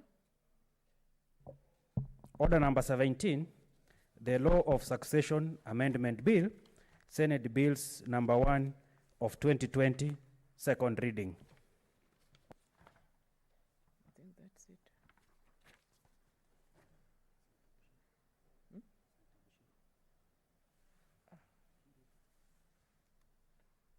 No, she's talking too much.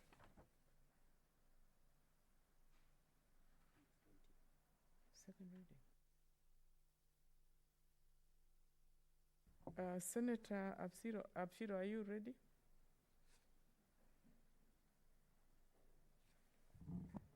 Madam Speaker, I could start, but I think I'd be better prepared if I moved it next week. Okay, that's deferred.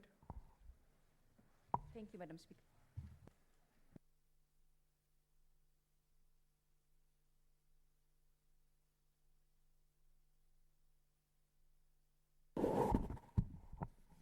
Honorable Senators, having concluded the business of the day, it is now time to adjourn the House. The Senate therefore stands adjourned until Tuesday, 26th May 2020 at 10 a.m.